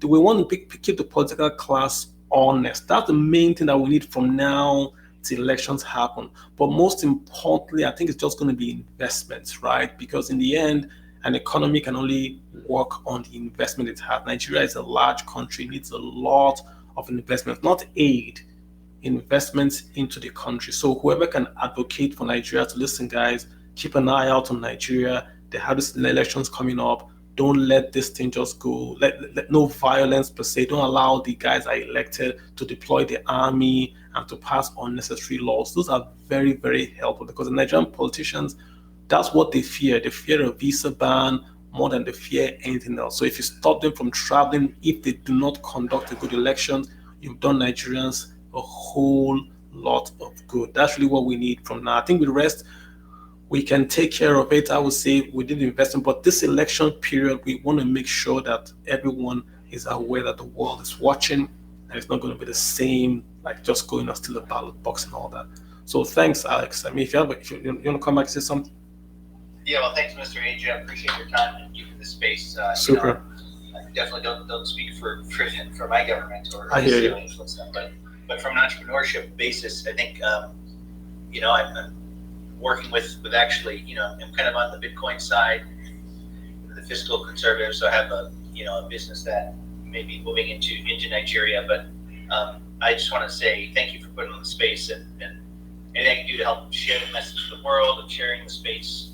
I want to get a few other, positive entrepreneurs who want to build something, not just come and come and steal, right? But I wish you the best, and I'm going to continue monitoring and sharing as much as I can about the economic situation there to the rest of the world, because I think, Nigeria, I think could be. I actually tweeted this morning a top 10, a few things resolved, major things, a top 10 economy within a decade. So that's very bullish. It's doable. Very doable. Thank you for what you're doing. Thanks, bro. Appreciate you. Thanks for dropping in. Yeah, I hear you. Hey, Prof. Thank you so much, Prof. Lawrence Udeigwe. Thanks for waiting so long. Yeah, I appreciate you. What's up? Hello. Thanks for giving me the opportunity to speak. I have to admit that I am not very versed in financial and economic kind of discussions, but I will try my best.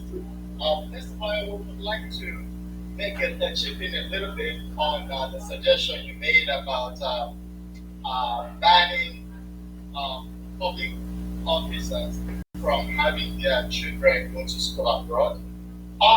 That sounds like a very, very good and would I say functional idea, but it's gonna be easily loopholed. What do I mean by that? For instance, it could go into the vein of censoring what somebody wants to study. What am I saying? A case in point would be if I'm a minister, for instance, and I could just say, hey, I want my daughter to study Russian literature, for instance, and they're not done in Nigeria. Tough. Prof, once we start to give loopholes, right, you know what's going to happen. I agree. I've not said the policy is elegant. The policy is very clumsy and is very, very blunt. But you need to do it for 10 years. Everyone will suffer for 10 years and then things get fixed. Once you allow, I want to study literature, I want to study ants, I want to study Norwegian ants, then someone's going to go to Norway and study about Norwegian ants, and that's how it breaks down. We need to go online to Nigeria. Sorry, I just want to make one more point and then you can take both of them together. How about if I say, okay, my daughter is 18 years old and she has her own money. Besides, I have relatives. Doc,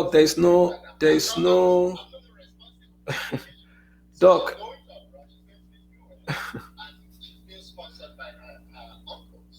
For me, Doc, there is no exception. She gets a scholarship, she's not going to go. You can resign. Doc, and Prof, and I'm just being, I hear you. I'm just saying, if I did that policy, it's a blunt force trauma, right? It's not elegant, it's not wise, but I'm doing it because I want to stop something for about 8 years. I hear you. It's going to be critiqued, but how else do you stop this? Because if I let your daughter go, tomorrow the papers are going to say he let his daughter go. So my daughter too has cousin abroad. Then everyone's going to have a cousin abroad. So stop. Listen, people's kids have been at home for a year, and the legislator that reports to you, because they are civil servants, the legislature's kids have graduated. So invariably, if you're the child of a government worker, you have an unusual advantage that you can graduate, you can get a job because you are abroad. And the kids in Nigeria are not being able to graduate. This is a scandal. It's a massive scandal. And no one is talking about it. They're my own kids. Because my kids have the program and post a picture to show us. Can you imagine? That's what rankles me. They go abroad and they take a picture. So the governor of a state will shut down the university. Then his own kids will go abroad, school, graduate, get a job. Then he will take a picture and send back. Then he will come back and say he's the governor of that state. Then other people will be like, oh, he's a good. Let's call out. I don't care about ASU. ASU to me are like they are taking hostages, and ASU should be wiser. But the way it is right now, I think a blanket ban, education and health. Let's start with those two. The king of Saudi Arabia used to come to the University of Ife, I hear, to get treated. The king of Saudi Arabia used to come to Ife to get treated. NASA, the University of Ife used to track the NASA satellites. This was how our universities were in the past now. Now, universities, I went to my university. I'm ashamed to call the university. I don't want to get embarrassed. My God, it was a pigsty. I could not believe what I was seeing. Unbelievable. This is a federal university. They had girls on double bunks, 12 in a room. They were cooking outside. Unbelievable. Federal university. How can students read there? How is it possible? But then you just go. You go to schools abroad. You see Nigerian politicians. You see their kids. My kid is University of Hampshire. They'll be posting. My kid graduated in. They'll be posting a picture. It's so annoying. Heaven help me. If I got $1 billion, I'll start an NGO that would follow your kid to his home and put a sign there. But I don't get.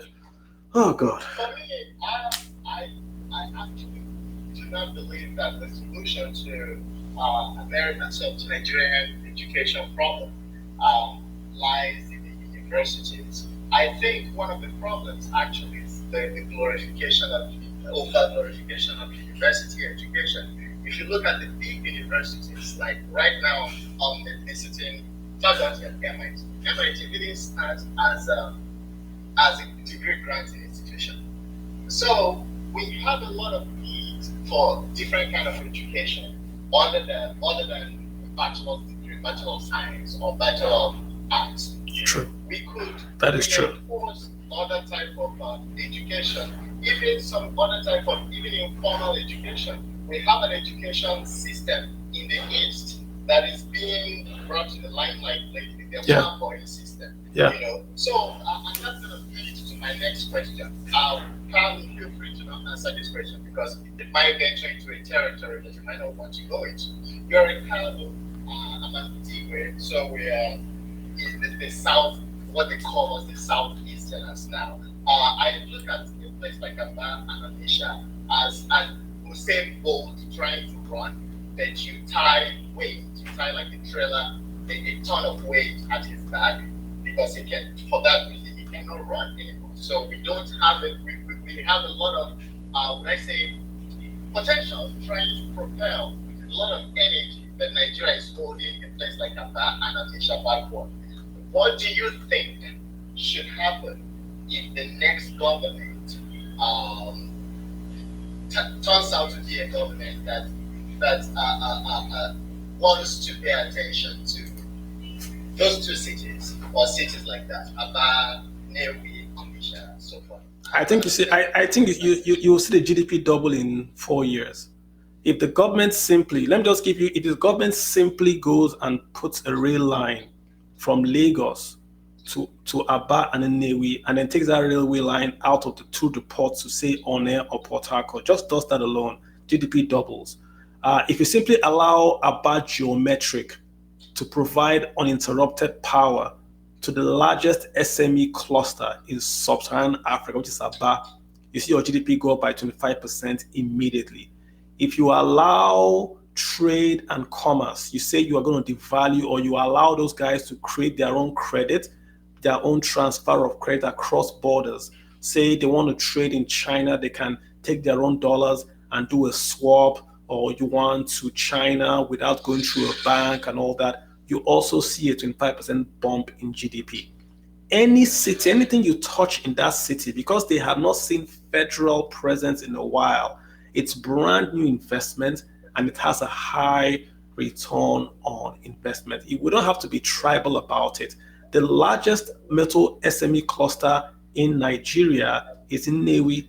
The largest market in West Africa is in Onitsha. The largest SME cluster in Nigeria is in Aba. These are the facts, right? So you've got to go invest where you can get the low-hanging fruits. If you simply build the roads going from Newi to Aba, you increase output. That's GDP right there. You increase exports. If you open up the port in Onne and Calabar, you ask commerce. That's exports. That's GDP. So, I mean, it's for the next president, whoever it is, to look at Nigeria as quote unquote a business and try to create wealth, and not to do this, let me go fix North-South region or South-South or South Universal region. Makes no sense. Kenny, what's up with you, man? Crop Kenny, thanks for waiting so long. Appreciate that. Go ahead, sir. Yeah, thank you. I think following you, and I actually appreciate your analysis on financial terms and all that. Thank you, but, sir. I think Yeah, I think in our government operation, we have a lot of lapses, a lot of loopholes for corruption. For instance, I work with a company. I will not mention the name of the company before I actually confirm. There are a lot of corruption in that company. So many corruption. In fact, the chairman of that company can literally stand on a tissue paper. You go to the bank and cash in your money. Or you go to the bank in the company and cash out money. But what did they do differently? They came to Nigeria, pay off all the shareholders, and take over the company themselves. And started to be a program called SAP. They spent billions of dollars on that training. I was part of the people that actually attended that training. What happened is, within 12 months, just 12 months, they blocked every loophole of corruption, every means of you trying to defraud the company. Yeah. Permanently blocked.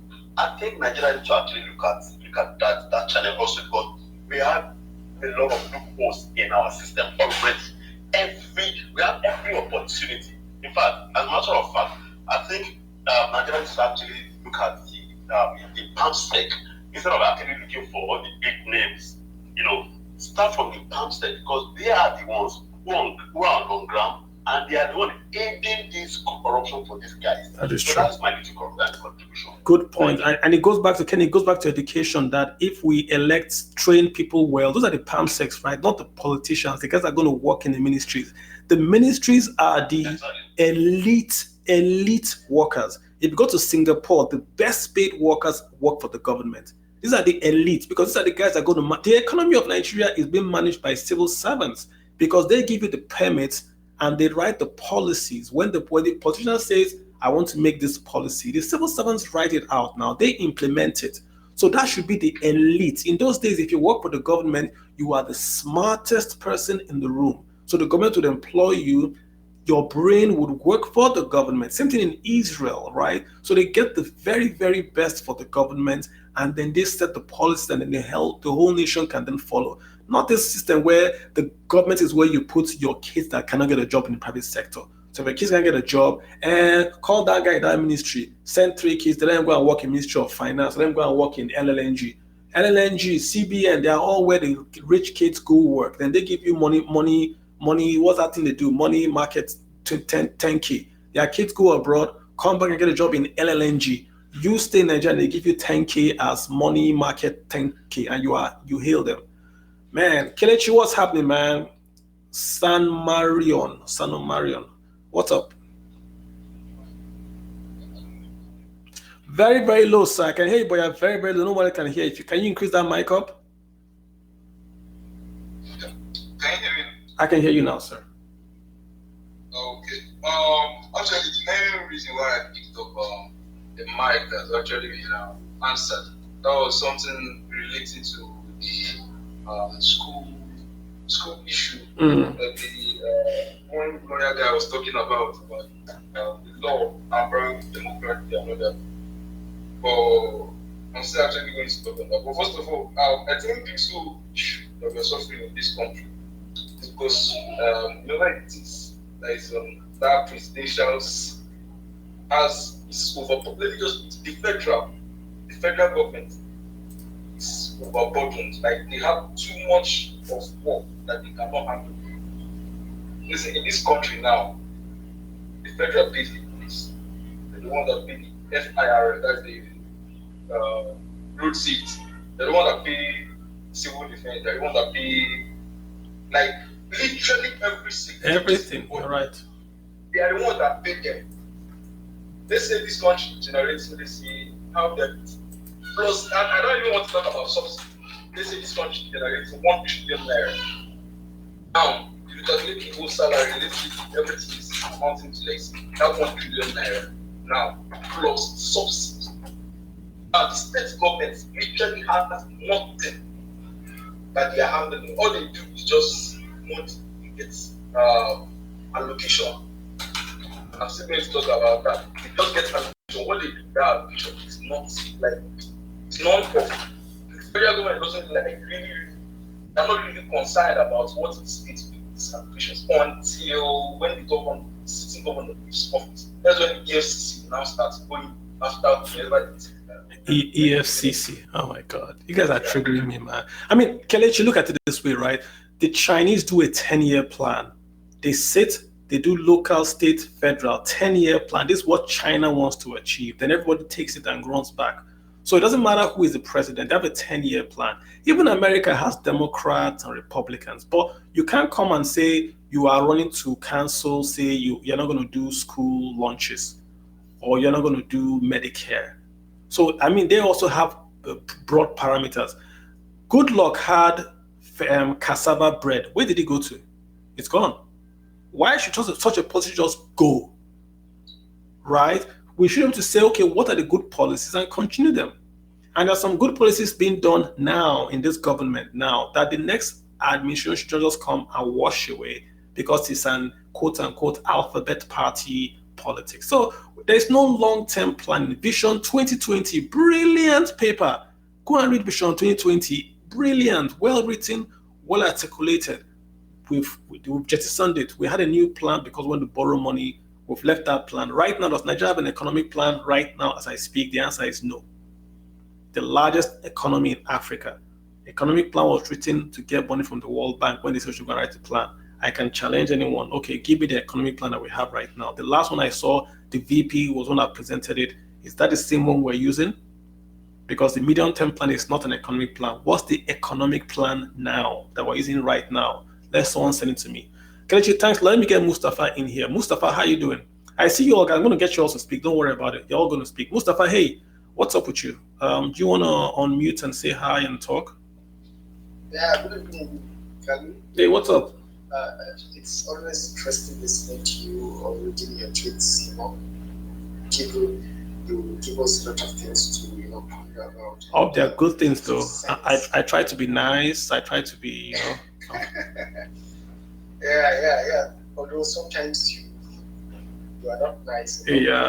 The things are not. Where are you calling in from, sir? I am in Kaduna here. Okay, go ahead, sir. You've got the floor.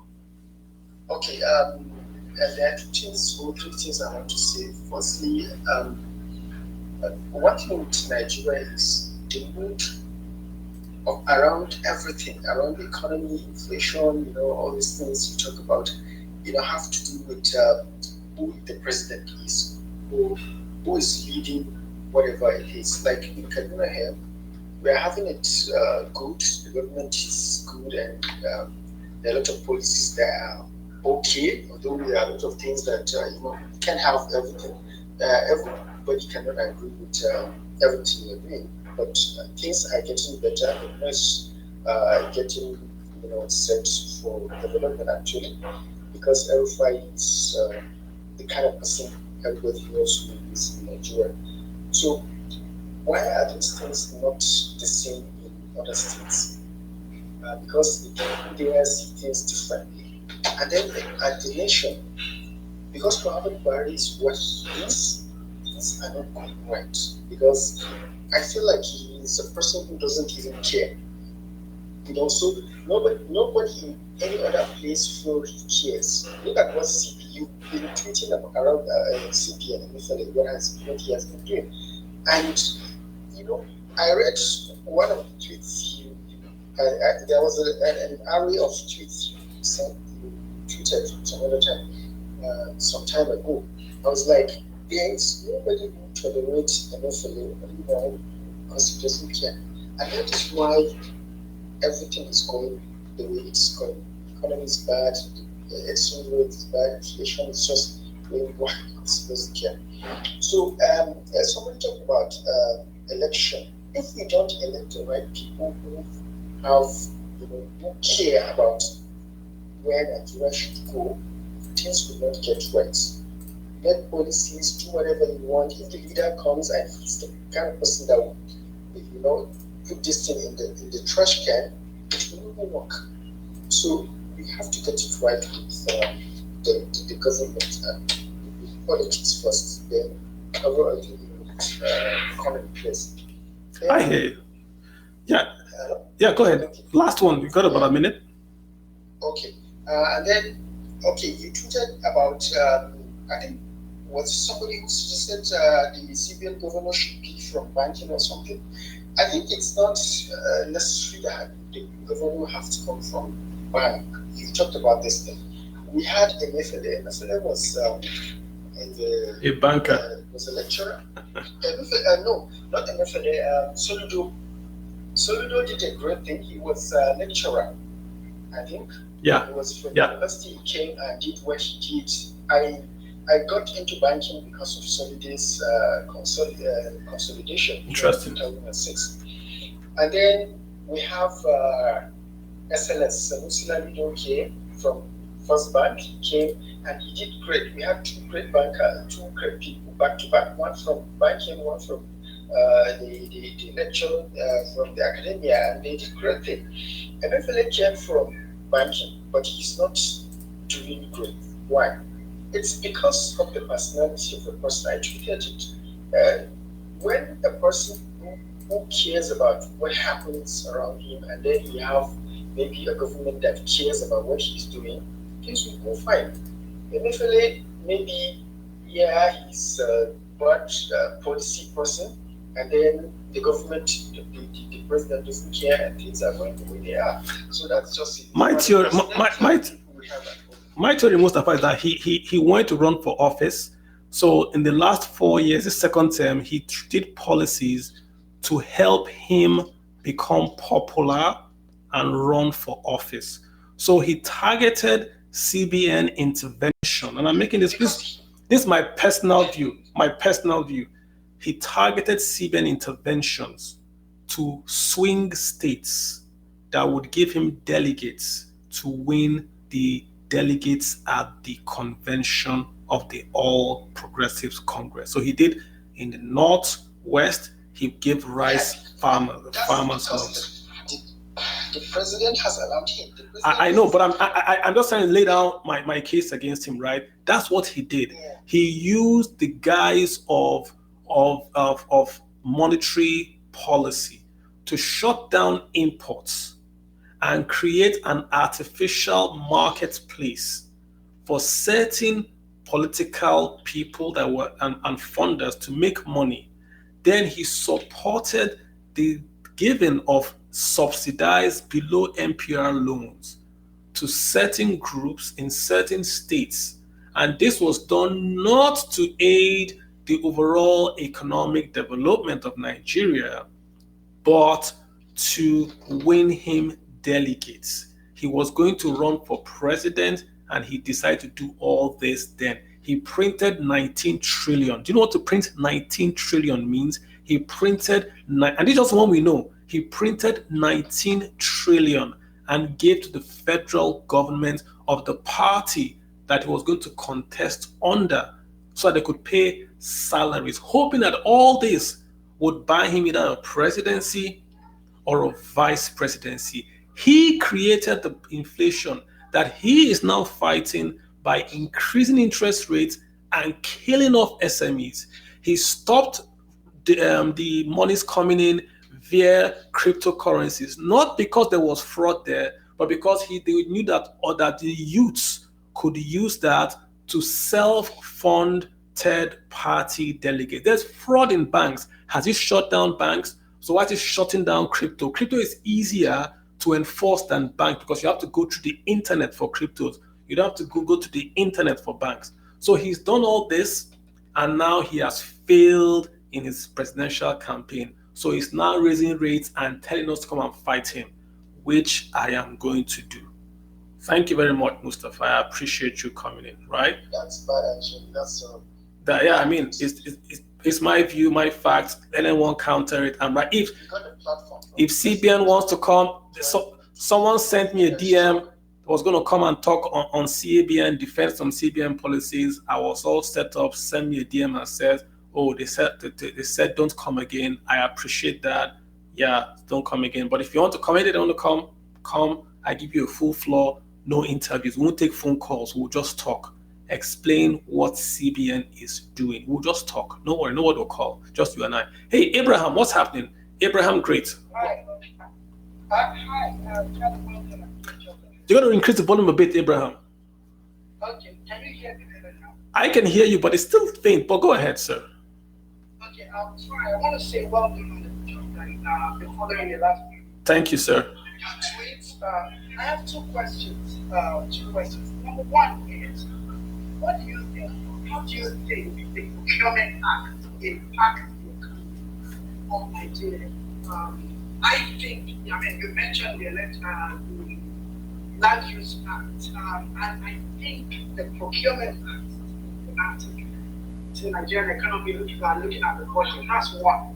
Secondly, when we mentioned Dangote, I think my mom said sell cement, and she's been doing that since maybe 25 years or whatever. But I've never seen the price of cement going down ever. I've not been to Nigeria in over 25 years, but because my mom sells cement and we exchange money between each other for half the trade sometimes, I've never seen the price go down. How do you build an economy that is only monopolistic, but is become oligopolistic? Because we have just a few oligarchs. I mean, this is how the Mexico operates. Yeah, Abraham, I'm not interrupting you, right? But your audio is very low. So I'm going to repeat your questions. I'm going to take over. Your audio is very, very low. So Abraham, you're asking number one about the Procurement Act, that if the Procurement Act can maybe aid the Nigerian economy, that's one. Number two, you are saying that you haven't seen cement prices more or less go down at all. Let me try to just give you my view on both of them. Procurement Act did not stop the CBN giving the contract for the e-Naira to company from Barbados. It didn't stop them. Someone said CBN is not under Procurement Act. So why the heck do we have it then? If it's not under procurement, why is it there? Does it stop NNPC refining crude oil in foreign refineries? So if it doesn't stop it, then why do we have it now? Let's just remove it. Let's move on. So Procurement Act to me is a good to have, but if it doesn't stop the CBN from, think about it, the e-Naira is being done by some guys from Barbados. I'm sure they are wonderful.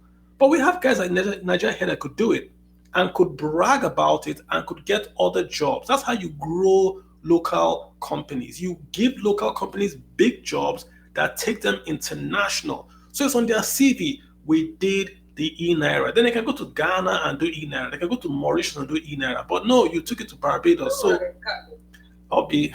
They're still looking for ways to tackle the fintech. Oh my God. So, okay. I hear you, Obi. Yeah, I mean, so that. My key point is, do we need to tidy up the Procurement Act? Because it's okay the way it is.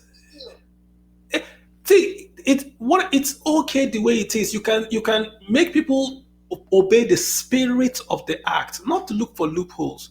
If we obey the spirit of the act, then nobody is going to buy a Toyota car when there's Innocent selling cars now. Nobody's going to buy cornflakes from Kellogg's when there are local conflicts. Oh my God, I said local conflicts here. So the spirit is more important than the law, Abraham. That's what I'm trying to say. Not when it suits us, we buy a car outside and say you want to buy a car outside. We have local cars here, local batteries, local stuff here. That's Procurement Act to me. Implement it locally. Your second question to Dangote, cement, and the rest. Cement, you wouldn't see it going up and down because we use a Naira that has always been going down. So the Naira has been constantly being, what do we say, deflated, right? Oh my God, what's happening to Twitter? Twitter is down. Okay. So the Naira has been deflating over a long period. So you wouldn't see the price go up. But the real thing is this. Can anyone name any product that Mr. Dangote sells that the price has gone down, even when he is a swing producer or a monopoly producer? If we can't name that any product, then why the heck are we giving that guy all that support? I love that guy. That guy is my hero. I met him in Lagos Business School. I see that guy. A few years ago, he was doing imports of sugar and rice. The same with many other Nigerians. He's the only one that went and invested money and built cement. Before he built the cement plant, BCC Oboko was there. Eagle Cement was there. Lafarge you are seeing was there. Ashaka Cement were there. What the hell were they doing when the guy was building all the cement plants? Nothing. They were like watching him. He built a cement plant. He became a monopoly guy. No one challenged him. So I gave him that. Same thing with his refinery. He's building it at least. He's building it at least. He's built a refinery. He's building a petrochemical. He's building rice. He's doing sugar. He's doing noodles. He tried to at least. So this is where I'm torn with that guy. He's an entrepreneur that gets a lot of government help. When he gets in there, he seems to want to control and keep the prices high. If I was the president of the country, I was getting, hey, this is a good deal for you, man. You keep your monopoly, but you drop the prices. If you can't drop the prices, I'm going to allow foreign competition. Why can't I import cement? If you say you're the largest cement producer is in the world or in Nigeria or in sub-Saharan Africa, but your cement prices are higher than imported ones. If you can't keep your cost lower than imported cement, then let's try somebody else. Same thing with his fertilizer plant. He uses urea, the natural, the raw materials for his cement, for his fertilizer plant is natural gas. He gets natural gas from Nigeria and water. So to make his fertilizer, the main ingredients is natural gas and water. So why are his fertilizer plants products so expensive? Why is fertilizer so expensive in Nigeria? If he's the one that controls the whole market, he gets his natural inputs from natural gas. So Dangote has questions to answer. He shouldn't just be sitting there and saying the richest man in Africa. If we can't get the products cheaper, then he should skip away. How much is Microsoft in America? How much is it? If Bill Gates was too big, they called him in and said, you're a monopoly, and they broke him up. Why? Because they want the population, the consumers to have choice. Why? Choice reduces prices. If you get too big, they break you up. You just can't be big for nothing now. Let's be big and let the prices fall. Love Dangote, but it's got to reduce those prices. And these are the same words that the central bank governor has told him. This is not me saying. The central bank governor told Dangote, told Bua, it's in the papers, Google it. You have to bring the prices down. This excuse of you are in Nigeria doesn't cut it. Your prices cannot be more expensive than imported cement. Can't happen, should not happen. Vincent, what's up, man? Vincent Adeoba. Thank you for waiting, sir. I appreciate you. Hey, Vincent, your hand is up. Go ahead. Yep. Yeah, thank you, Kalu. I'm really sorry that you're right. So just a few comments. I think two things that we do too much in Nigeria is that we pray too much and sometimes we advocate too much, right? We are very poor when it comes to mobilization, and maybe we need to start doing things differently, right? Looking at the situation of things in Nigeria, sometimes we focus on the executive, right? Thinking that the main source of our problem. But if you look at data and figure, you will discover that these guys are not the problem, right? And 2 weeks ago, I did an analysis, right? At the moment, we have 1,497 elected positions in Nigeria. 1,497 elected positions in Nigeria. I'm not considering local government because the local government system has been decimated already by the state government, right? So local government is now more like an appendage of the state government. Now, out of this 1,497, we have just one president, right? We have 109 senators. We have 360 House of Rep members. We have 36 state governors. And we have 991 state House of Assembly legislators. So out of this position, only 37 are executive, right? Leaving the remaining 97% of this entire position to be legislators, right? And if there's one thing that has been consistent with what I've been hearing since I joined this week, we have been talking about constitutional amendments. We have been talking about amendment of some laws and some acts. We have been talking about, formulating some policies, right? And the major responsibility of the executive that we keep attacking every time is to implement. It's the legislators that are meant to formulate this policy and hand it over, to the executive to implement. Right? So there is nothing that we can achieve as a people, right? All the law you are talking about, all the restructuring we are talking about, none of it can happen until we start electing the right people into the legislators, right? The reason why the state governors today, they are so comfortable doing whatever they like, because the people in the state house of assembly, they are the people they control. And that is my fear around the movement that we are pushing forward now as the third movement, right? When I did the analysis of this whole 1,497 position that we have, right? Labour Party only has 3 seats. They have 2 seats out of 360 in the House of Representatives, and they have 1 seat in the Senate. They have 0 seats in the entire 36 states for governors.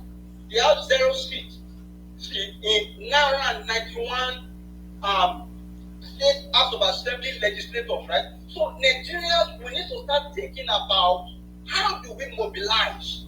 How do we organize? I've said this several times. Regardless of the number of spaces that we hold, right? If we don't start putting the right people to contest for this elective position, nothing will change in Nigeria. Yeah, bro, I hear you. I hear you. Vincent, I hear you, man. I want to keep it away from. I mean, I'm hitting the position small, but I don't want to do all that politics. I hear you, man. Great point you've raised. In the end, it's us the people, right? It's us the people. I hear you. And I hope people are hearing you too. It's us the people. Guys, go be deliberate about voting this time. I'm begging you. If you guys want to beg, I'll beg. I'm begging you. Please do not elect anyone because it's from your tribe or it's from your religion. You will not elect a doctor to treat your daughter or yourself because it's from your tribe or your religion. You're going to ask who is the best doctor, and I'll pay that doctor to treat me. So why are you electing this guy because from your tribe or your religion? Please, guys, I'm begging you. I'm begging. Anything you guys want to do, I'll do. If I want to change to Arsenal, change to Arsenal. Anything you want me to do, I'll do.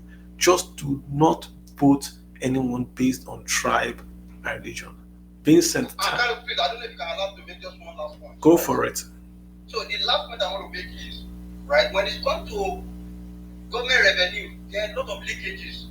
You'll be surprised, Kanu, that what South African government made from personal income tax alone, I mean, just personal income tax, is higher than the entire taxes that we generate from all the taxes in Nigeria.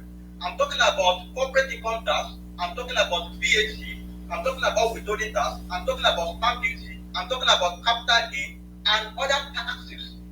What South Africa generated from just one tax alone is more than what Nigeria generated from all the taxes, both at the federal level, at the state level, and at the local level. And you know what the problem is?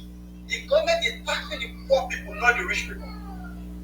Because the rich people, most of them don't pay the right taxes because it was both their works. Most of our politicians don't pay taxes. Vincent, how hard it is to tax rich people? I mean, let me give you an idea. Go to Awolowo Road. You start from building A. Who owns this building? Whoever owns the building, you tax him. They'll say it's owned by a company. Okay, who owns the company? It's owned by who? Find out who owns the company and tax it now. It sounds very simplistic the way I'm saying it, but why can't they do that? Go to a building. Who owns this building? It's who. If no one owns it, you transfer it to sovereign wealth fund or you give it to a secondary school. Literally go building by building. Who owns this house? It's owned by Ojoro Corporation. Who owns Ojoro Corporation? Find out the ultimate owner and give them a best of judgment tax. If they come and say, well, we don't own this, it's based on this, that's fine. But tax, that's why in America, property tax is how they go. They don't have time to chase you. So, but... And there are some people that they are not paying their taxes because they believe they also do. But Vincent, everybody in Nigeria pays taxes. It's just not remitted. In Lagos, all the traders, all the Okada, everybody in Lagos pays taxes 100%. There is no, I hear you. No, I hear you. They pay 100% taxes, no leakage, but it doesn't go to the government. So you've got to find a way to capture those folks. I mean, give those folks a tax break and go after the guys that make income. It's not hard. It's not rocket science. We are using technology now. You want to import, show me your tax certificate. You want to rent a building, show me your tax certificate. You want to rent Uber, show me your tax certificate. You can do it in a click now. It's one click, it's done. How do Americans collect taxes? IRS. You can't owe IRS. After 10 years, you can go back and check your records. But let's move on, Vincent. Thank you so much. I've got two ladies I want to bring up here. I've got Juliana and I've got Joy. I'm going to take them too because I'm looking for ladies to talk. So I've finally got two. Juliana, I hope you're a lady. It says Juliana Adaba. It says from Ghana. How you doing? Or meet Juliana and say hi. Hey. Hello. How you gonna take the volume up, Juliana? Are you asleep? Good evening. How you doing? What's up? I'm fine. I am very, very well. What do you want to talk about? You say we are talking about the inflation and exchange rate. Yes. Where are you calling from? From Ghana. Man, what's happening in Ghana? Your inflation rate is quote unquote crazy. What's happening over there? I think it's the same with Nigeria also. Mm-hmm. What's happening? The thing is, the rate of 4 years going up. Like a liter, we buy it now for 11 cedis. Mm-hmm. It is almost 1,000 naira for a liter. Interesting. But you guys have got crude oil just like Nigeria. You didn't learn from Nigeria's mistakes? We'll ask our government that. Okay. So what do you... Go ahead and speak. I'm not interrupting you. What do you want to talk about? I mean, you've got the high inflation in your... I want to talk about the dollar rate, which is 7.10 to $1. That's Naira. Like 7.10 Naira to $1. Okay. Yes. So when I came to Ghana a time ago. I exchanged 22 Naira to 1 cedi. 22 Naira. And the Ghanaians wanted to get my Naira. They were like, we'll take your Naira. Give us your Naira. And they were giving me... They gave me like a... Now the Naira is nonsense here. Jesus. Even with Cephas, Naira is nonsense with Cephas. Common Cephas. Wow. So if I take Naira to... Naira is really devalued. That's the thing. Yeah, when I went there, we gave the guy 100 Naira. He went underneath the table and brought a huge pile of cedis and gave us... And went back on... We said, no, stop. I think a taxi was 100,000 cedis for a taxi ride. So now you say it's a reverse? Now the thing is very, like Naira is very bad. It's equal to the cedis. Wow. So, and things are expensive. House is expensive. You get normal, maybe self-contained house. If you're paying for a year, like let's say 5,000 cedis, which is almost 450,000 naira a year. So, and just one room, kitchen, bath, and toilet. So the thing is really, things here are really far expensive than. I would prefer Nigeria though, even though the inflation rate is bad in Nigeria. I would prefer to live in Nigeria currently. Have you lived in Nigeria before? Yes, I was born there. Okay, so you prefer the Nigerian economy to the Ghanaian economy? That is interesting. Like, if I am to choose, because things are quite cheaper in Nigeria than here currently, not like before. That is interesting. So, just I don't want to really ask your age and all that, but in terms of your demographics, I mean, I know you're a female. Are you in school? Are you a worker? What's your demographic like? No, I'm married. I'm married to a Ghanaian. That's why I'm here. Okay, but you're Nigerian? Yes, please. Oh, got you. I hear you. Oh, interesting. Okay, so, well, you guys are always welcome to come back and bring your business. How are you guys treating Nigerians better now? The time Nigerians were going through a lot of problems in Ghana to get a shop and all that kind of stuff. Is that over? The same thing.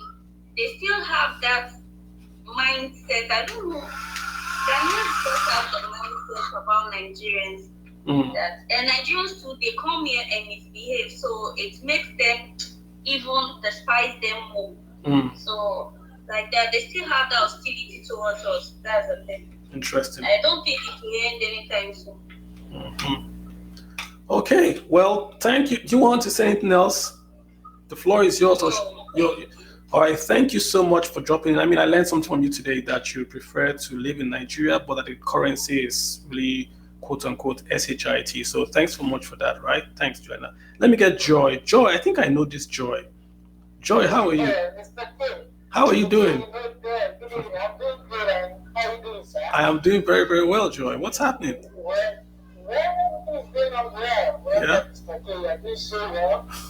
And I've been following your radio talk and it's been amazing. Excellent. Good to know. I must commend what you're doing. You help so many of us with your wonderful insights. And then I just got to know about this your platform last week and I enjoyed. I think the week we talked about discussed about US, talking about someone was talking about baby guys talked about the susu and the susu kind of event for Black America, something like that. Well done. Thank you so much. A lot has been said about the education situation in Nigeria. One of the things that I wanted to say, which a lot of people have said something like that close to me, is that you can't give what you don't have. The truth is that what we expect from the person at the helm of affairs, quote and unquote, what is the person's education level? So that takes me to what somebody was trying to say. I guess this is talking about everybody coming up, because the truth is that when it comes to election, this 2023 election, we have to remove sentiment. That is the truth. And then if you feel that education, you have so much, just like you said, that telling a country that they are GDP without investing in human development. And then if that is one of the things that is going to help our economy, then it means that we have to look at the education qualification. It's very important we look at that too. That is true, yeah. It's very important we look at that aspect too. I'm telling you, because you can't give what you don't have. And then the question I always ask some people, if you look at the people that are running currently, then if it's your company, which among these people that are the foreburner right now, who among them will you want to come and help their company? It's good. You know? Who among them will want to come and help their company? Because the truth is that, you know, before now, everybody always see that it's Nigeria, it's Nigeria, it's Nigeria. But this time around, I think everybody is feeling the impact of what's going on. You know? Everybody is feeling it right now. Before now, everybody always feel like, what's my role? What's my role? Just like someone said. Well, before now, they tell people come and nobody talks about voting before now. But it's not hit everybody this time around. And so it's not just about running to get BBC, but it's also getting to, because if you don't want to continue, then you have to get the right doctor be able to attend to your whatever. So then I have a question, sir, because looking at the situation now, you know, we're talking about the economy going to the lowest level. I mean, when you talk about $350,000. Yeah. In the excess good account. I don't know. I mean, reserve. I heard that Sri Lanka that went very well, that they will have up to 1 million in their own reserve. Yeah. And then they went away. Yeah. So when you're not looking at Nigeria, I mean, some people, some school of thought will say that we have the resources and whatever, and we can only do export crude and whatever. But even the crude that we're exporting, I don't even know, I don't know, sir. What is the possibility right now with the state of our reserve?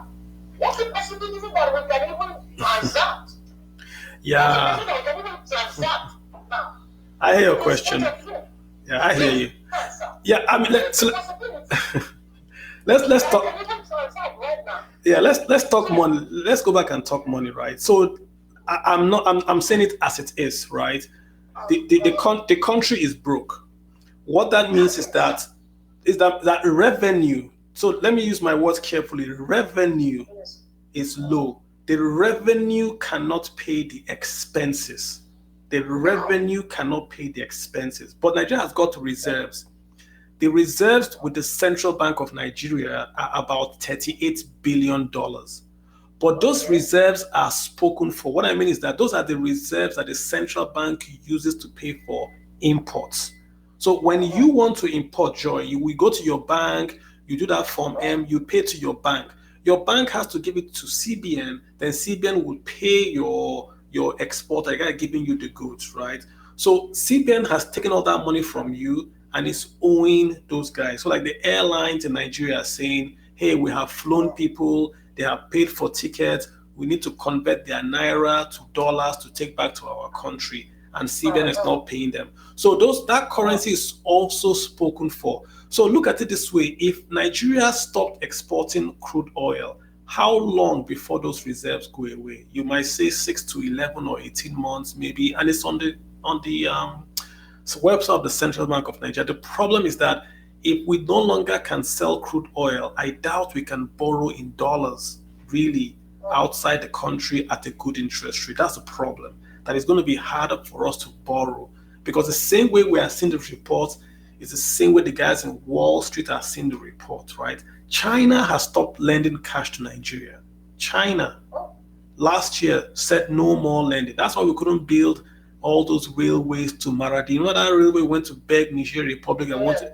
We couldn't build that because that was not from China, from Portugal, right? But China didn't give us money. Portugal, I hear, maybe they're not building the train. So obviously we didn't get the loan from Portugal. We are borrowing from Wall Street, very expensive, 8.725 for 30 years. That's a lot of money to pay for 30 years for Nigeria.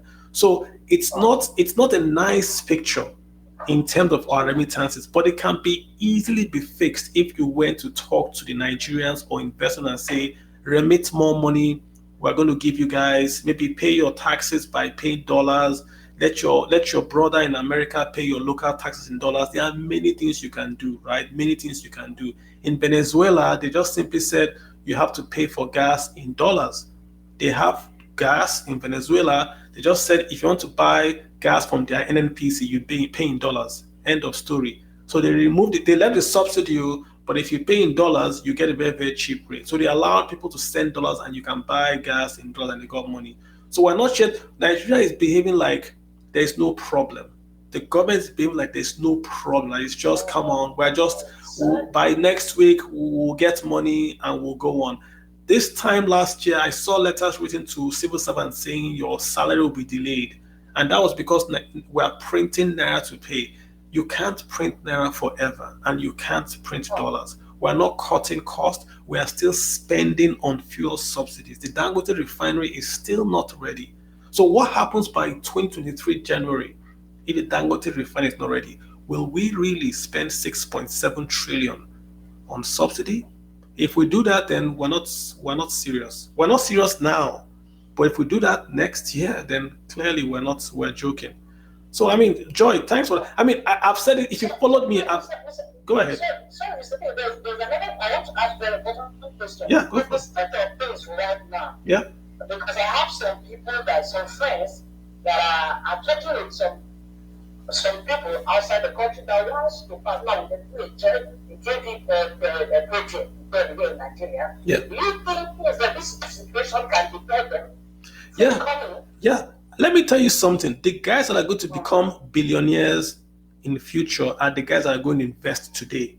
So if you are investing today in Nigeria, you are taking a risk that tomorrow will be better. If you invest today, your returns are going to be multiplied because you are investing at 700 naira, not at 500 naira. That means if I bring in $1 to Nigeria today, I'm buying 700 naira worth of goods.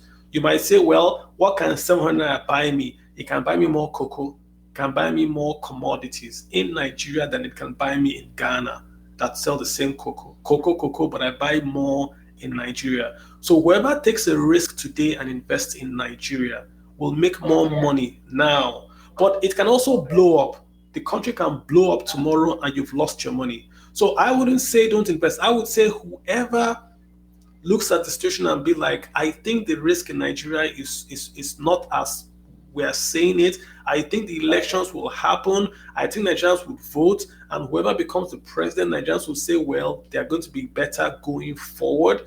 Then you see an eruption of capital into the country. I've said that before. Capital will flow, remittances will flow into the country, and you will then get the naira will come back from 7 to about 4, 5, which is about the real level, or even lower than that, and then you get lots of foreign direct investment. So it's not all doom and gloom. There are lots of opportunities in Nigeria that people are just waiting. Look at the bandits. If you simply form the task force and you got rid of bandits in 3 months, you set up an army and you go in there and get rid of these guys to the man. What happens to food prices? The food prices just fall. What happens to inflation? Inflation falls. If inflation falls, NPR falls. If NPR falls, then you have banks can now lend. That means you can go to your bank and borrow money and build a house. And there's so much guys in Canada now that have gone to Japan to Canada are going to send back dollars back home to say, hey, grandma, I've gone to Canada. I want to build you a house in the village. So you see nails, roofing sheets, toilet bowls, those prices start to go up. You see commerce going up. You see local guys making stuff in Aba, in Jos, in Bauchi, making money, doing food processing because there's so much gap. The problem in Nigeria today is uncertainty. People don't know what to do, and the government is not guiding them. There's no one. If you go in America, you see them doing press conference every single day, telling you, oh, this is the problem. Oh, that's what you should do. In Nigeria, there is no press conference. The only time the president speaks is when someone dies or when he wants to leave the country. Think about it. They only speak when someone dies. They come and tell you, terrorists has bombed this place. We are our thoughts and prayers, or we're not aware. No one gives you a direction. There's some good stuff that the government is doing, some very good stuff. They don't talk about it, right? There's some bad stuff. They don't come and say it in a way that people say, hey guys, we are building roads in Nigeria right now without borrowing. Are you aware that the government today is building infrastructure all across Nigeria without borrowing a kobo? They passed a law that allowed private sector folks to build roads in Nigeria and not pay. So MTN is building roads in the southeast of Nigeria. Dangote is building roads in the southwest. The government is not borrowing money. That is going from their tax revenues. They don't talk about that. But if you talk on Twitter, they send these folks to hit you. They don't talk about the good stuff. They don't sell the positives. When you sell the positive, they think you're attacking the government. So there needs to be more positivity. This is a large economy. We produce the largest amount of yams in the whole world. Produce the largest amount of cassava. Cassava is ethanol. The Chinese can't get enough ethanol. Look at the opportunity we have with Russia. Wheat, commodities are all going up in price. Nigeria can't sell. Ginger and Kaduna, the best in the world. We can't export. So you need a guy that can come in and say, I'm going to run Nigeria as a business. I don't care about your tribe. If you look at what the former Minister of Agriculture did. Look at what that guy did in Nigeria. Exactly. So we need to get our act together. Yeah, we need to get our act together. Yeah, so that's what I would say. Wow. All right. Hey, you're very welcome. Thank you so much. Thank you. Joy, you take care of yourself. Send me a DM. Let's keep in touch, right? Yeah. Super. All right, Labi. How you doing, Labi? What's up, Labi? Good evening, sir. How are you? I'm fine, thank you, sir. What's on your mind? I just had a few questions to ask. So I'm a recent graduate and I'm actually doing my NYS at the moment. I just have a few questions to ask, sir. I've learned so much from this platform and I'd like to learn more. Okay.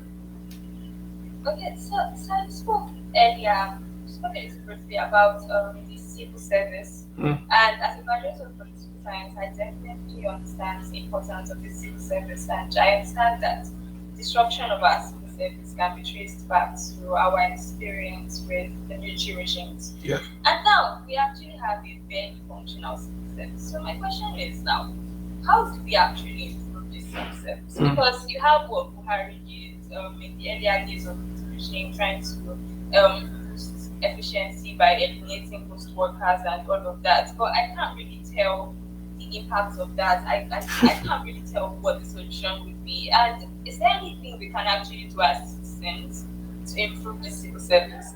Yeah. I have a second question. Go for it. Well. Okay.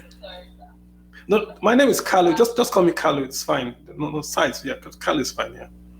Okay, Kalu. So my second question is on the AFCFTA, that's the African Continental Free Trade Agreement. We've ratified the treaty, but it hasn't been domesticated, and I actually support that because we haven't really established key social infrastructure, roads, electricity, access to sea, all of that. So my question is that, what industries do you think have enough linkages to actually make a significant significant impact after investment. And this investment now would actually be something that will allow us benefits more from the free trade agreement. And this is also noting the points you made about potential of the Southeast economy. So I just really need a little bit more expert opinion on these questions. I think two great questions. One, that AFC, the African Continental Free Trade Agreement. So that was a big miss by Nigeria, that we dragged our feet and didn't jump on that agreement when it was initially announced. Nigeria signed on, I think, the very last days or last part of that agreement. So we gave up the headquarters to Ghana. Ghana got the headquarters because they said yes very, very early. Nigeria didn't say yes. So we lost that advantage to Ghana. It's what it is just EU. What Nigeria is trying to do to EU to create one single market within Nigeria. Nigeria is afraid that Chinese companies will come and set up shop in Togo, in Ghana, then import goods into Nigeria and all that.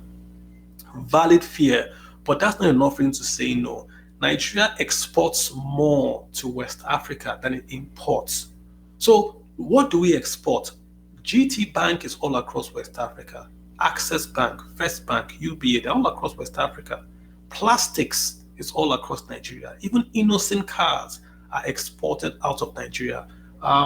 Food, that's the biggest export that we do from Nigeria to West Africa. We should have sat down and said, we're going to go after this particular industries. We're going to own it in Africa. Gas. Look at what Russia is doing with gas in Europe. It's set up for Nigeria. We have a gas pipeline. Get all of West Africa to use Nigerian gas. Then get the e-Naira. Get them to pay you in e-Naira. So that way you get them converting their currency to the e-Naira. Then the value of the e-Naira becomes very expensive. Then the CBN can use the e-Naira to then sell to importers that want to then get dollars to import goods from, say, China. That's how you do. We have a natural attribute. So gas, financial services, food, petrochemicals, plastics, and fertilizers. We have an advantage in Nigeria that we can create those products locally and export to West Africa without paying duty. Let them bring their textiles. They have the advantage, right? They don't have the advantage for food and gas. So we export as well. You can't, if you say no, if you shut your border, that means you're not taking goods out. Nothing comes in, but we're not taking goods out. We export more in West Africa than we import. So we should never shut the border. That's the question on the African Continental Trade Zone. Let's talk about the civil service. The civil service is quote unquote bad because it's an all-comers affair. If you're a big man, your son or daughter can get a job in a bank or cannot make it in private sector, you send them to Ministry of X and Y or to this person to get a job.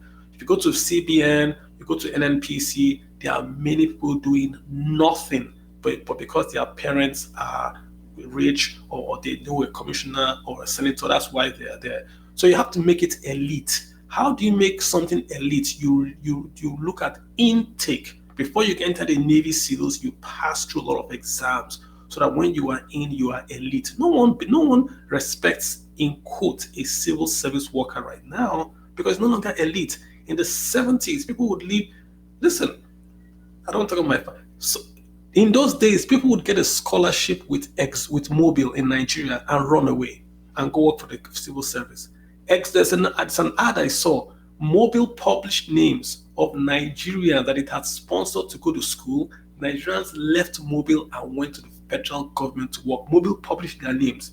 That we don't agree. These people must come back to us. They were trying to shame the government to say, "Hey, can you imagine now that you work? Mobile will give you a job, then you leave Mobile and go to Ministry of Health."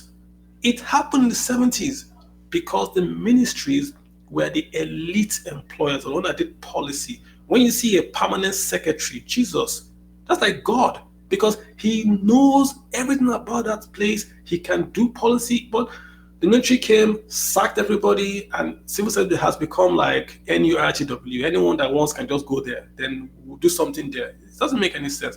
That's how you fix it. You make the elite institution elite by restricting entry. Harvard is elite today because you can't get into Harvard. And it's done on purpose. First class is elite because you just can't stroll into first class.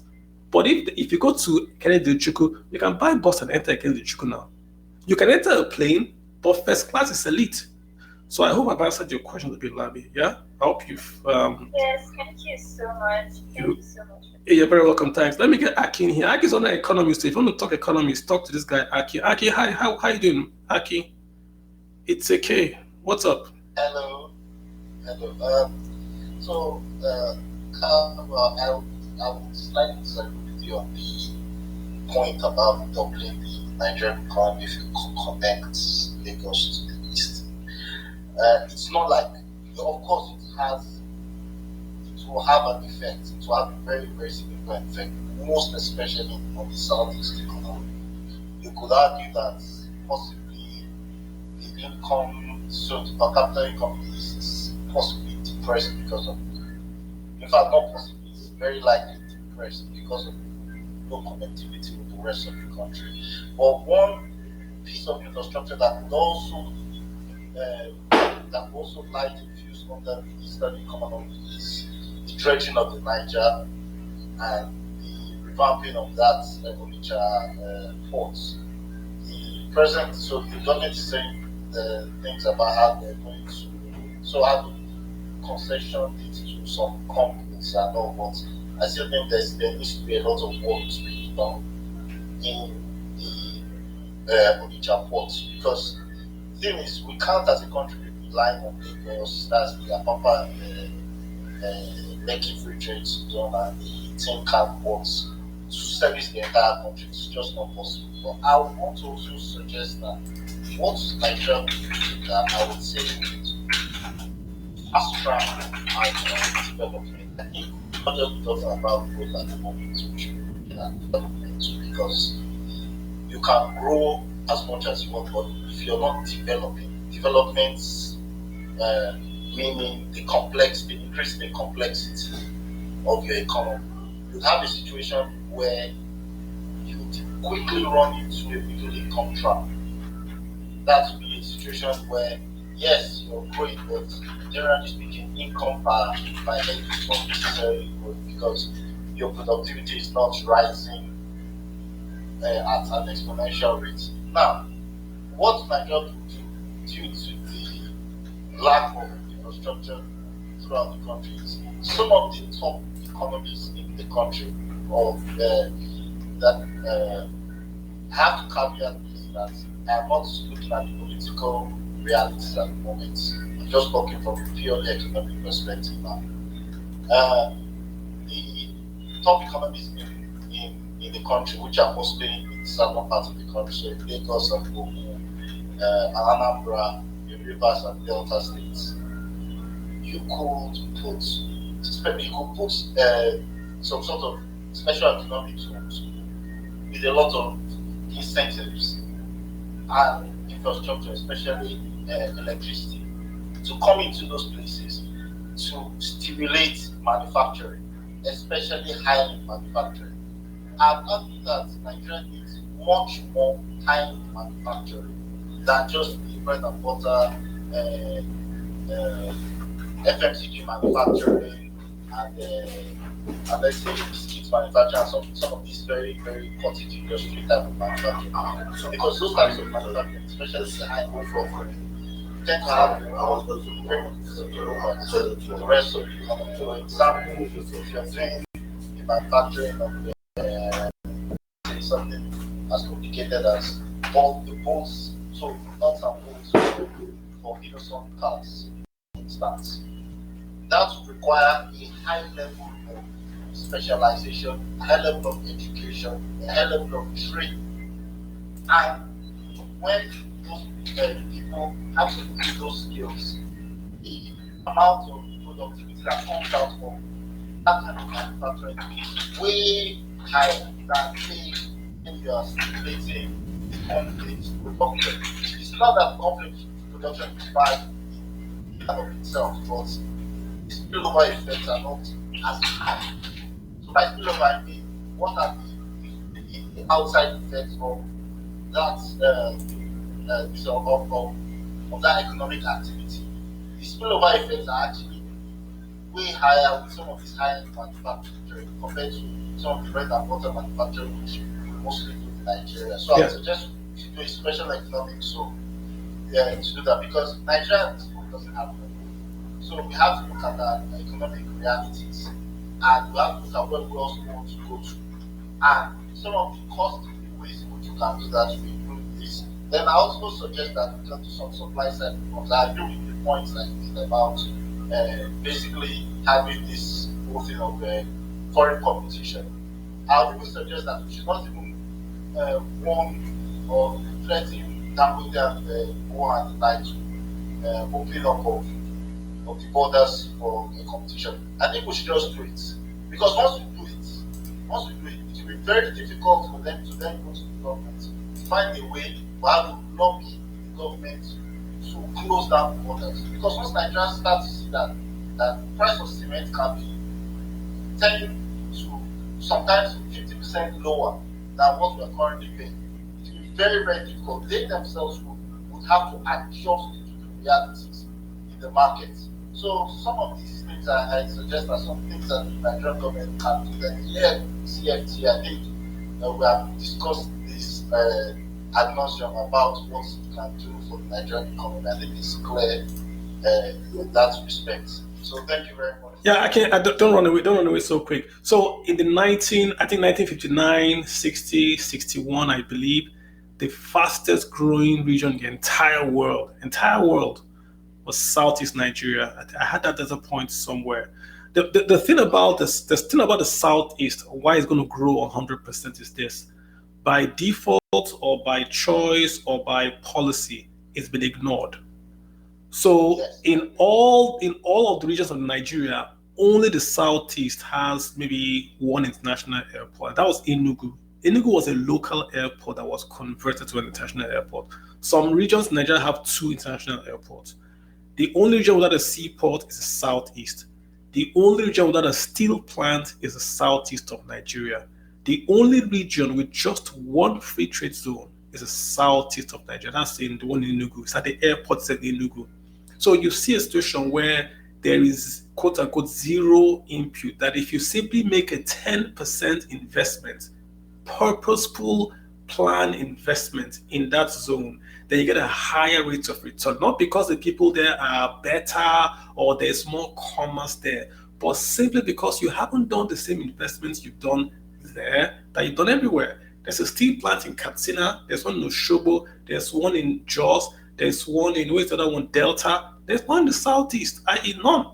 So steel has got to be imported there. If you put a steel plant in Onitsha, the port of Duisburg, is it Duisburg, the largest inland port in Europe or so? Is it in Germany? Is it Duisburg or so? I can't, what's the name? It's massive. The port of Los Angeles was dredged. It was an inland dredged port. It's a massive port, the port of Los Angeles. Not all this Tenkobo, you want to go and dredge Niger, you bring one small boat and you be dredging shit. So literally go in there and build a deep sea port in that Onitsha. Listen, pay Julius Berger or whoever you want to pay, they will do it. It's engineering, they will do it. It's not, leave all this, they will do it. If you put a port in that location, you connect Nnewi. Nnewi makes parts for for cars. Largest cluster in the entire African sub-Saharan market, minus the north and the south of Africa where they have imports, right? Nnewi makes those things cheap. You give a Nnewi power supply. You give a Nnewi credit for those small boys that will do battery and nuts. Then you built a Mexico right there in Nnewi just for car parts alone. There are other regions in the south, because south they do clusters. Some do leather. You take the leather in Aba, you take the stuff in Nnewi, you take the batteries and so all across the nation, you connect them by rail to that port in Onitsha. You're not getting 100%, you're getting 200%, Aki. Not 100, it will double, because you are blowing up that region. The geometric plant was the first local power plant in all of Nigeria. I think there's one in Jos, the one in Netco, but geometric was the first massive gas one, right? It's not yet done till today, because some clown is arguing with Geometric over who owns the rights of the marketing, whatever. Is really that's what's keeping it? You can't go. So why can't the government go and just fund Geometric and just get them up and running? I mean, I commend this government. I think Fashla, they tried to fix it, and I tried to give them money to start. I commend them for that. Imagine a bar with 24-hour power. You tell me Aba will not double by 45 to 100% the SME in Aba? It would not, because there are no roads in Aba. So you do a purposeful, you go to Aba and you say, listen, we're going to make all the roads 4 lanes. If your house on the 4 lanes, sorry, we'll pay you. But we're going to create in Aba a Shenzhen. You take everybody that is not manufacturing out of Aba, you turn Aba to a Shenzhen, you go and build a brand new city somewhere for the Aba guys that are from Aba. This is how economies are built. China did not get where they are by adding 1 new road here, then build 1 train here. No, you do a transformative movement to take the economy, like in China, from peasants farming pigs and corn in the fields to high value manufacturing on the coast, building chips for Intel and shoes for Nike. That's how you get rich. Not this nonsense where in Nigeria, someone will come and build 1 road, they will clap for him. Someone will build a bridge. Are you kidding me? A road. My gate man can build a road if you give him the money. So why are we clapping for you that he built a road? And they'll take picture. A governor will take a picture that he built a road. They gave you money, you built a road, then we should clap for you. Okay, if you don't give you money, will you build the same road? Then we'll clap for you. For crying out loud. This country is, the bar is so low that it's underground. And this is the problem. It was just, oh my God, Aki. Femi, save me. The thing is this, all these things that we are saying at the moment, we should always caveat them that it's not going to be political process, because once you get to the political process, you know the usual. This is, you see, I caveated by saying if, that's why I'm saying that be deliberate. If you get a president that can open his mind. Yeah. Another thing too is that the construction sector, especially residential construction. Oh my God. Big. I can look at this. I spoke to the guys in PenUp, that's the Pension Operators Forum, right? And they were telling me that they were going to do pensions and mortgages. Pensions has 13 trillion, 13 trillion assets under management. Nigerians have a 79 trillion housing deficit. Imagine if your peer, 22 billion. those are homes. But if you got it to Naira, about 79. Imagine if your PFA told you that you can build a house. So you go to a mortgage company, take your RSA, maybe 25%, and buy down payment that home. So you buy the home, then your rent is now rent to own. So you are paying rent to your PFA, but you own the home. So you work for, because you're a young guy now, you are 35, you pay mortgage for 15 years, you own the home, that's yours. So you now have wealth. The PFAs have a long-term mortgage bond done. Do you know how many folks are employed when you build one house? To build one house, think about the bricklayers, the carpenters, the painters, the electricians, even think about the woman selling rice to the guys that are building that home. Do you know how many jobs you create? So if you just go to a town outside Lagos, near Mowe, you clear that land, you put a 6-lane railway, you put a road, you put power, you build 1,000 homes there. Do you know what you've done? You've created jobs, you created wealth, you created accommodation, you created your GDP just from building that home. South Africa built like 1 million homes in like 3 or so years. Soweto is not a place. I always thought Soweto was a place. Soweto means Southwest Township. But they went and they built homes in that freaking Soweto. Nigeria, since Nigeria was formed in 1960 till today, has not built 500,000 homes combined, the federal, state, and local. From 1960 till today, as we are tweeting, they've not built combined. Are we serious? Singapore has built more homes than Nigeria. Singapore, is this a serious country? So this, when we talk this stuff, we're not making wild allegations. We're saying you need a president, because it starts, you're right, okay, it starts politically. If you have the right president that can listen and can allow everyone to flow, then you can see ideas happening. Somebody will come from southwest and say, listen, I want to knock down Suliri, everything in Suliri, and build high rises. Luxury flat. If you own a home, we give you 2 luxury flats. Yours, take it and go. But we'll convert Suliri or whatever to all high rises. They were going to put fast rails from Suliri to VI, so you go to, bankers will go live in Suliri and then get to work on Wall Street in Nigeria. Do you know what you've done? All of Africa will come to Broad Street and it becomes your Wall Street. You've created wealth. Look at Hong Kong now. How long from when Hong Kong was to what it is right now? Who did they kill before they built that thing in Hong Kong? What did they do? But we're not thinking. It's all this small mind. I will fight corruption. I will build Niger bridge, one tiny bridge from a coastline that is less than, how long is that? You can swim across Delta to Onitsha.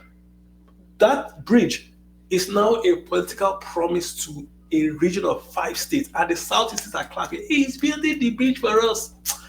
Okay, let's not enter trouble this night, I beg. Let's just move on. Let's not enter trouble, because the next thing they will report us. I can hang around. I think people are gonna want to ask you a question. Hey, Honeybee, what's happening? CEO Oluyika, I know this guy. Yeah, good evening, Kalu. Can you hear me? I can hear you very well. I can hear you. Can you hear me, Kalu? Yes, I can. Go ahead. Okay, good evening. Thank you for the opportunity. Real quick one, before Akin goes, I just want to sort of reply to what he said earlier about bringing industries, bringing companies, bringing manufacturers. For you to have manufacturers, you need raw material. Well, and I'm going to connect this to the things you said about the guys in Nnewi, the guys in Aba, and all of that. So I work on this project where we support people across several value chains. The leather and garments in Aba, leather and garments in Lagos, ginger, tomato in Kano, Kaduna, Plateau, Kebbi.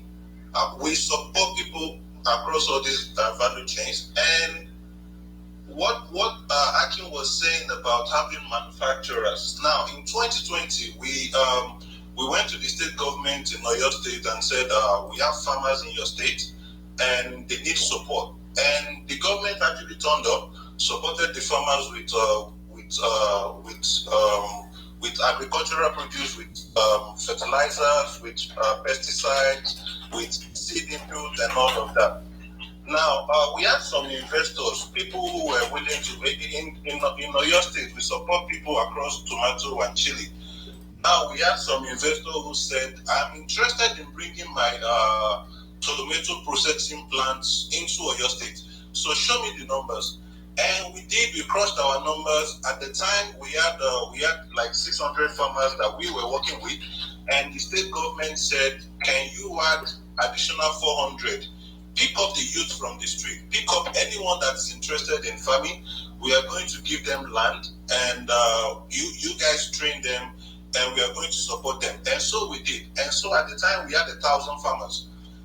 And we crossed the numbers. What these 1,000 farmers were going to produce for a circle of tomato, which is about 3 to 4 months. The manufacturing, the plant will crush in 3 days. They will process in 3 days. Now, it doesn't make any economic sense for any processor or any manufacturer to bring a plant that is going to cost them like $3 million to put it somewhere, and it's going to work for 3 days in a whole 4 months, in a whole quarter. And the idea was, okay, so what if we can replicate this number across the entire Southwest? Say Ogun State also does fantastic in agriculture, Ekiti State, Osun State, and so on and so forth. And then the issue of infrastructure becomes a problem. We have farmers, we also have a lot of farmers in Ogun State, but the number one problem our farmers in Ogun State face is infrastructure. About 85% of them reported that their farm produce, between their farm and the market, they lose about 45% of their produce due to bad road. Hey, see, I'm going to ask you to take you home. Sorry? I want you actually to take you home. Okay, so long story short, you cannot have manufacturer come and put their money where the raw material is not certain, and you cannot have steady supply of raw material where the infrastructure is not there. That's that. Secondly, the one you said about the people in Nnewi, it's not just going to double the GDP. It's not just going to increase the GDP by 25, by 45%. I don't know when was the last time you went to Aba, but Aba is actually like, Aba is literally China. Some of these guys now take their produce out of Aba, send it to China, and then people import it back to Nigeria via Amazon, via Alibaba, and so on and so forth. And third, I think the number one problem we have is policy. I had someone asking about the Procurement Act. I think it makes no common sense if the Nigerian government is going to take the designing of logo of Nigerian Airways to Bahrain to pay on $600,000 while we have a lot of designers walking the streets of Lagos. And then you want to tell me not to buy Gucci bag from abroad. It makes no common sense. Yeah. You're doing it. You're importing PMS. Why can't I do the same with my money? Yeah. That's my tax you're spending anyhow. So finally, I just want to ask a question. My question is going to sort of sound a bit simplistic, but it's I've been following your page for a while, and you've always talked about Nigeria having a weak currency as against US dollar. I just want to ask, is it not easier? Does it not make more sense to fight inflation rather than look for a weak currency? What do I mean by fight inflation? If I can get a dollar for say 100 naira to $1, and my $1 can buy me maybe a toothpaste, do I need to wait until dollar is 700 naira for me to still buy the same toothpaste? Why can't I just make sure that inflation stays at a very bearable rate, and whoever wants to come and invest their dollar in Nigerian economy, it doesn't matter if the rate is 700 or it's 100, as long as they can put in their $1,000, and at the end of their business, they can recuperate their $1,000 with whatever profit they may gain at a rate that will not make them lose their money. I hear. don't know if you get my question. I hear you. I mean, you great points you've made so far. Let me ask you. Can you mute because there's a feedback? Okay, so great point you've made, right? The thing is, your other points are fantastic. Like I said, talking to Aki, we have to think big. Aba is already filled to capacity. Aba can do 5 or 10 times what it's doing, but it's a town. It's not an industrial city. So instead they go build a brand new Aba, or they bulldoze the Aba that exists today and rebuild it. Build wide roads with large industrial complex where people can manufacture. Take all the residents of Aba either to a new place, or take all the SME guys out of Aba. Aba is too small for what it can do, right? So that's on Aba. On your question on inflation and exchange rate, remember that inflation really is the worst thing an economy can have. Central banks were created because of inflation. There's a song by Fela. Fela sang about a guy that wanted to buy a fan. The fan was 250 naira. What did the guy do? The guy started to save and save and save. Every time that guy nearly bought the fan, government go add one new activity. So the guy nearly bought the fan, but the government can't add second tier. What was that second tier? Second tier foreign exchange market. What happened? Dollar come expensive. Everything come expensive. But the guy didn't, he kept on saving. The day he finally got the 700 to go and buy the fan, alarm blew, and he never bought the fan. Fela was Nigeria's greatest economist because he would quote economics for you that everybody could understand. People don't know what he said in that song. That song has been the greatest explainer of inflation, purchasing power, supply, exchange economics I've ever seen. I'm writing a book on that song. Listen, if you want to fix inflation in Nigeria, forget about monetary policy, just increase supply. If you increase supply of the fan, the price of that fan would have fallen, and that guy would have bought his fan. There's no need to do foreign exchange markets, dollar up, dollar down. Who cares about dollar? In my village, everyone eats cassava. They grow cassava, they do gari. They don't care. They don't look at the exchange price of dollar before they price their cassava because they're not connected. Nigeria, you sit in your store, but mama put to the increased price of her rice. Why? Because dollar don't cost. But she's selling her father rice. In mama put there. So dollar, yes, impacts the cost of gas, cost of fuel that goes. But if you look at what we spend money on Nigeria, how much of it is tied to dollar? So there's this all dollar. Increase the supply. If you look at when they harvest onions in the north, it doesn't matter what dollar is. If onions are harvested in the north, onion price will crash in Nigeria. Same thing with corn. The day they do corn harvest, irrespective of dollar price, corn price will crash. So the problem in Nigeria is not the exchange rate, but the supply, because we are low productivity. We are farming with rain. We are farming with cutlass and hoe, not with tractor. So one person's output is based on the muscle he has, not on his ability to drive a tractor. I go to farms in America. You go to Iowa, you see a family, one man, one woman, 3 kids. They are farming hundreds of hectares with combine harvesters. And they don't own those harvesters. Those guys come in, till the land, farm, and go. They just own the land. They buy high quality seeds, plant them. They use satellites to tell them when to water, when to plant. Guys come in there and harvest. Ohio, one family is growing more food than a state in Nigeria. Why? Productivity. So let's leave dollar alone. Focus on inflation to get productivity. So when you boost supply, prices fall. Focus on that, right? Buy tractor, give farmers. Buy seeds, give farmers. Buy fertilizer, give farmers. Then blow up the damn bandit so the farmers can farm in peace now. Then you see food prices fall. That's how we want to do it, right? Honey, thank you so much. Femi, I've got Aki. What's up? Aki, go ahead and speak so I can get Femi in. Aki, you want to say something?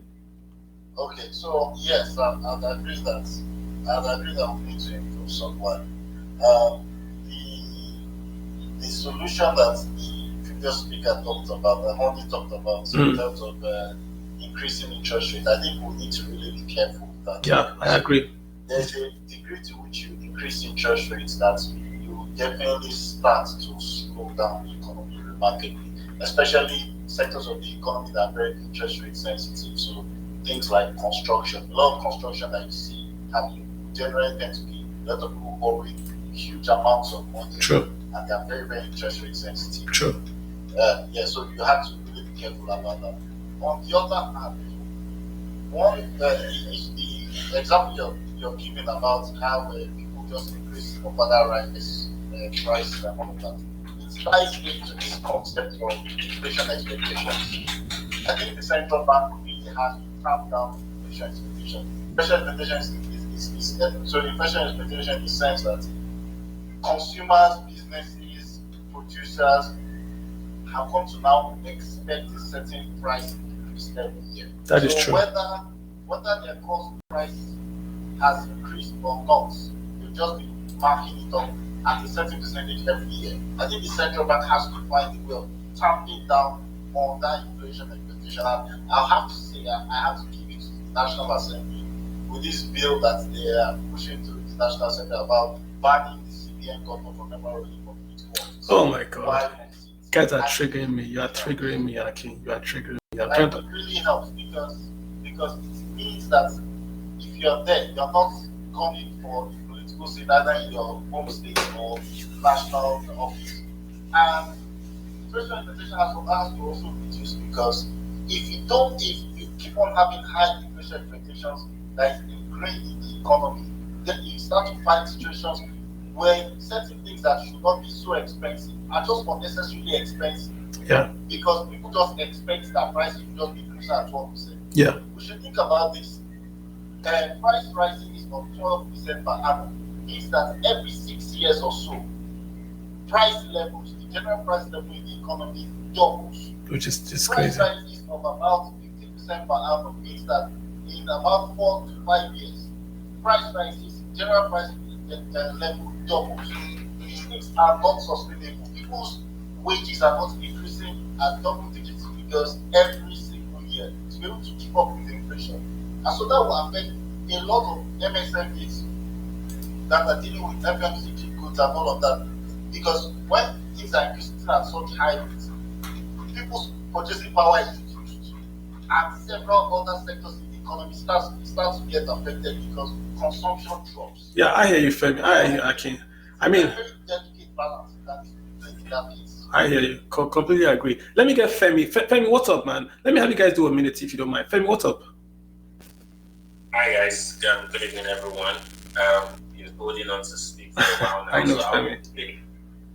I'll just quickly move through a couple of things. I think the first thing I want to touch on is like unity. I think like Nigeria is not as united as it should be. And I personally experienced this. So, for example, if you visit the Nigerian immigration office in Ikoyi, you'd notice that Igbo people go to Igbo. This is immigration officers. Hausa immigration officers speak Hausa to their fellow colleagues. Yoruba immigration officers speak Yoruba to their fellow immigration colleagues. I don't know why this happens, but the only time you hear them speak English is when they're speaking to someone who is Igbo or someone who is Yoruba and you're a Hausa person, or when they're speaking to those of us who are coming to apply for passports. So I am confused. Is our national language actually English when people are in the immigration office? One of the most patriotic places you can ever be, and they are speaking indigenous tongues to each other so that the other person can understand what they are saying. I don't really get what's going on there. So, and I believe that the country is not doing as much as it should do in order to make people come together and be united. Okay, so I'm in the media space, and we know that TV and radio has the largest reach in terms of reaching people at the grassroots level, and in terms of using terrestrial TV to reach everyone, every home in Nigeria. But the federal managed television stations like NTA, FRCN, you don't see messages on all of these TV stations that kind of promote national unity and even encourage people to protect some of the national assets that the government keeps complaining gets vandalized. And I don't know why you have these resources, but you don't send out messaging to encourage people to be united, to encourage people to change their attitude, because there's a serious attitude problem in Nigeria. And when people talk about the civil service, I have a parent who retired from the federal civil service, and anytime I go to his office, I notice that people either coming late to work, people have poor attitude at work, you see people gisting at work, you see people eating, and you see many of the civil servants have other businesses that take their priority. They don't really care about the government work. They only care about when they have to go to other parastatals to do work and then get some allowances. They only care about bridesmaid share. They don't really care about the actual work on their desk. And that's why you have serious inefficiencies. You have people who do not even have the qualifications or the experience. Yeah, Femi, I hear you. Femi, I hear you. Yeah. Okay, so that's one. Let me quickly move to the other. That's one. Okay, yes, so I'll move quickly. Education and knowledge transfer. So we've talked about not allowing the children of the elites to go to other countries. Why I may not say okay we should stop them or whatever, but what about knowledge or technology transfer? A lot of people go abroad to study, but there's no knowledge or technology transfer. This is 2022, and Nigeria cannot make its own smartphone. Okay, let's say you can even transfer knowledge. Yeah, look at India and Xiaomi. They are producing Redmi phone. The Indian government said, okay, a lot of people are buying iPhones. In Nigeria in 2020, we imported 2.9 million phones in Q4. So that means throughout the year, we import around 11 to 12 million phones, and each phone is on average around $250. So that is we spend around close to $2 billion just importing phones. Why not force Techno or any of these countries to set up a manufacturing plant, make them tax-free, and make sure that everybody is using phones that are made and assembled only in Nigeria, and this will create jobs across. Yeah, but why force? Well, I mean that's what Modi did in India. He forced Xiaomi. Okay, no, not forced Xiaomi. He made Xiaomi a very good deal. He told them to come to India and start assembling phones, and then he put heavy tax on iPhones. So only the very wealthy can afford an iPhone. But Xiaomi makes very good smartphones, so everybody decided to start buying Xiaomi. I even use a Redmi phone on as my own personal answer, and it's a very good Yeah, but Femi, we've done. I'm not interrupting you. I'm just saying we have a phone assembly plant. I think we have 2 or 3 in Nigeria already, and I think that if you give incentives to the local guys, like you're saying, then they can make their phones cheaper than the Apple phone which is imported, which is what you're saying. But we've tried that with Dangote. So we give Dangote inputs. We are taxing imports, but Dangote doesn't reciprocate by taking its prices lower. If you do that in Nigeria, what stops the guy from now creating or cornering the market by just making his phones 100 naira less? Then he will say, "Oh, my phones are cheaper." Well, I don't have an exact answer to your question. I believe that this policy has worked in India, and I believe that if we could get it, it will work in Nigeria as well. I agree with you. Yeah, what I do feel is that this will create like thousands of jobs. And what is important for me here is the fact that, like, in terms of like innovation and patents, we have very little or no patents in Nigeria. There's no technology transfer. What does the average graduate really know? They go abroad and they have to relearn everything again. So Femi, I hear you. I think we're on the same boat, but I'm just trying to. When I'm pushing back, is because I'm just a host, right? I just to enjoy talk.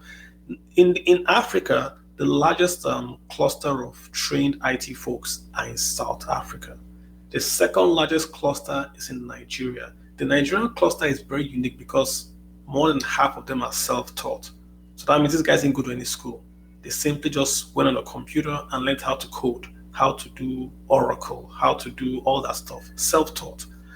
So that's a tech transfer right there. So I think I agree with you in terms of why are guys learning on their own when the government could pay them and say, if you learn this on your own, apply to us and we'll pay you back your tuition. That's an easy win, right? We could just say, if you learn this stuff, apply to this ministry and they'll pay you back your tuition. Simple. But we don't. That is good. Yeah. And I'm not bothered about, like, we have software engineers. You could learn software online. Yeah? But what about the hardware? Like, that's the important stuff. Like the hardware, that's the important stuff. Why is America so great today? Because like every useful technology on the planet, half of the patents come from America. Like half of it, if not more. Wait. All right, I hear you. Obi, could you take on for a while? I'll be back. Okay, no problem. Okay, thanks, guys. One person open for anyone who wants to share their thoughts. St. John Doe, I see your hand up. Do you want to speak? Yes, I told you for my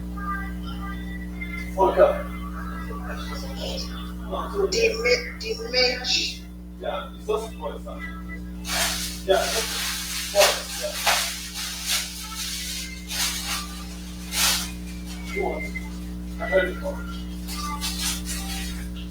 Dimage, can you hear me? Oh, yeah. Absolutely. Okay. While we're waiting for Camden to get back on the show, so that's I think I just want to also talk about a few things that a few people have mentioned earlier. I believe we need to start critically evaluating some of the policies and the strategic plans of each of the presidential aspirants. I would come out, of course, here to say who I'm campaigning for. But I think we also need to start evaluating some of their policies and knowing how do we break this down? How do we break this down for the layman, people in the grassroots, people who are out there who don't understand how these things impact them, how this thing affects them at the end of the day? How can we reach out to all NGOs, those NGOs that are clamoring and calling out, going around to clamor for people to get their PVCs and begin to vote in preparation for the elections next year. How can we get things right by getting these people at the grassroots, which they are of course going to give just 5,000 naira, maybe one small, not even up to a quarter bag of rice, and they just swing them home and get them to for their thumbprint or where they want them to go put it. How do we get them to understand the impact of this? I know one of the speakers had mentioned earlier, one of the lady had mentioned, of course, how we need to get people to understand. She had spoken to a woman in the market, and the woman had said, "Oh no, she's just getting the PVC just for her to holds the card in case he needs it for any reason, maybe to open an account or do something." But we need to understand that our PVC is actually a tool for us to be able to make this country better. And of course, it's also that tool for us to be able to vote the right person to help and get the right person in the 2023 elections. So we need to understand our far-reaching effect of our actions and what we do, the decisions we take, and how this then does translate. Good point. Kaliaban, how this does translate back to the end of the day, the general public. Like Carlos said earlier, we don't all shop in different markets. We all go to the same markets. We all go to, our children probably goes to the same schools. The price of food here in Lagos is not different for us. It's different from the price of food items in Ogun State. It's probably maybe by a factor of maybe 50 naira, 100 naira, even worst case naira, 200 naira. So the difference is not there. We are all facing the economic crunch. I don't know if there's a miracle that's happening for you, but there's no miracle happening for me. So we have to get the things right. And getting those things right means that we have to get our PVCs and make the right decision next year to put in credible leaders, people who have put the right policies and just have the right policies and not just they're going to put it, but they're going to walk that talk at the end of the day. We can only pray. Maranatha is in. Maranatha, hi, what's up? Hi, Obi. So just piggyback on, I'm going to piggyback on just what you said and the closing remarks that the last speaker Femi talked about. And I think I could have replied to what he had said because I was agreeing with a lot of what he said. We have an agency in Nigeria called the National Orientation Agency, one of the most useless agencies I've ever had to interface with in my life. This agency, at least, they are domiciled in every local government. So let's say they have 774 local government offices across the country. And in some states, they even have, like, on the ward levels, they have representatives at ward levels.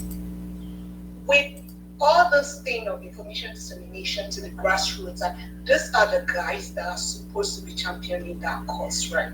So I know some days back I was on the space and we were talking about the same agency, and somebody said, well, just like the news agency of Nigeria, these agencies have all been polarized, they're all partisan and that sort of thing. But because I heard you mention things like the NGOs and all, and leveraging on what the NGOs are doing, which is a good thing because I think going into an election year, every NGO, regardless of which sector of the government or which sector of policy you're working in, the health, economy, whatever, it's an election year, so at least your outreaches or whatever you're doing should incorporate some part of voter registration, education, voter education, whatever. True. Because whoever comes into power will ultimately impact your work, right, as a non-governmental organization.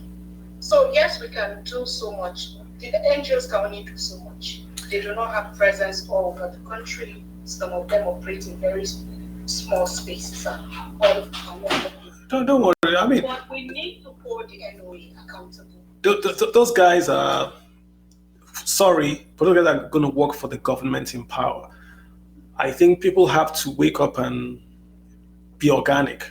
That's what I'm just going to say on that. Just be organic, right? If you know something is bad, get your friends and go attack it or talk about it. That's just what I'm going to say. Anyway, it's not going to work for anyone but the government because that's where their money comes from. So yeah, is it Thunder Force? Yeah. Let me just try and walk through. If you guys can come like a minute, let's just walk through. Lots of guys are waiting. I'm going to just add everyone so that we can all just to honor all folks that request to speak. I see everyone right now, so maybe no new requests. I'm just going to walk through. Just so no new requests. I'm just trying to walk through. We have a lot of folks, about 14 requests. So nothing new. Just walk through everyone. Hey, go ahead, sir. Yeah. Thank you, Caleb. I, have participated in some of these spaces, and people talk about, inflation, basically, macroeconomics of Nigeria. And when I hear people talking about, what we can do, and they start talking details, I feel we have our eyes set on maybe not the wrong thing, but not the right thing. Nigeria's macroeconomics situation is largely driven by structure. The kind of people who come into power, the kind of political arrangements that produce those people that come into power, the kind of power and influence those people have over the economic activity and also political activity. As you know, Nigeria has got the north-south divide. The north is spiritually and socially and culturally conservative. Before Nigeria's amalgamation, hundreds of years before then, some forces in the north wanted, to take over the south, spreading religion and stuff like that. And, they wanted land, they wanted people under their control. And the British government came, and it froze the conflict. And guess what? They put those two warring sides in the same country.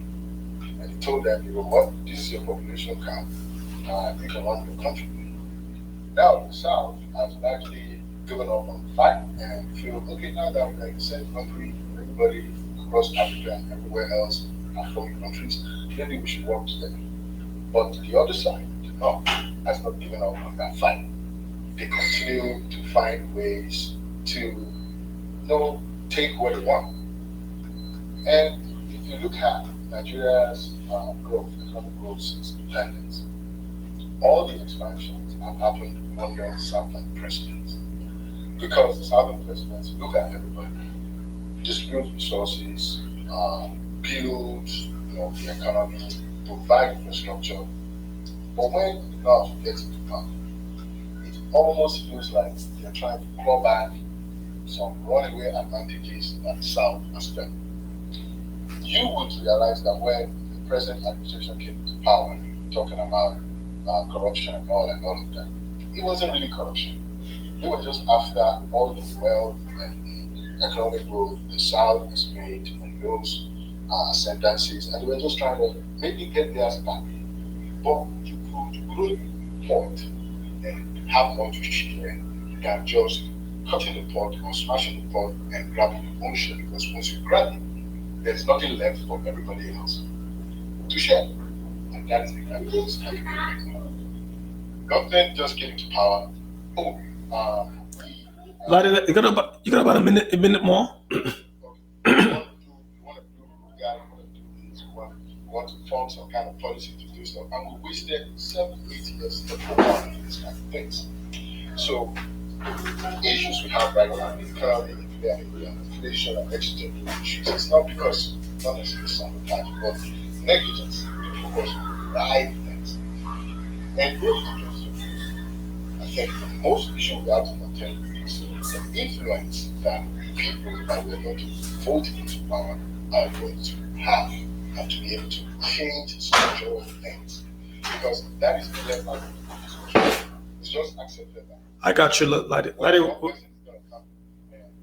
are going to change. No, I think we should spend a lot more time doing negotiations about what kind of changes do we want, who has the right to make those changes, who are the people that are supposed to be consulted. Think about this. Nigeria built ports in Southeast, in Warri, Port Harcourt, and all those places. But do you know why Nigerian government has never supported those kind of things? Because of structural issues. The fear to believe that if you empower the South to have those infrastructures, they're going to run away. And in so doing, we just hold everybody back. Thank you so much. I hope we have a headway to solve those kind of things. Appreciate that. Appreciate.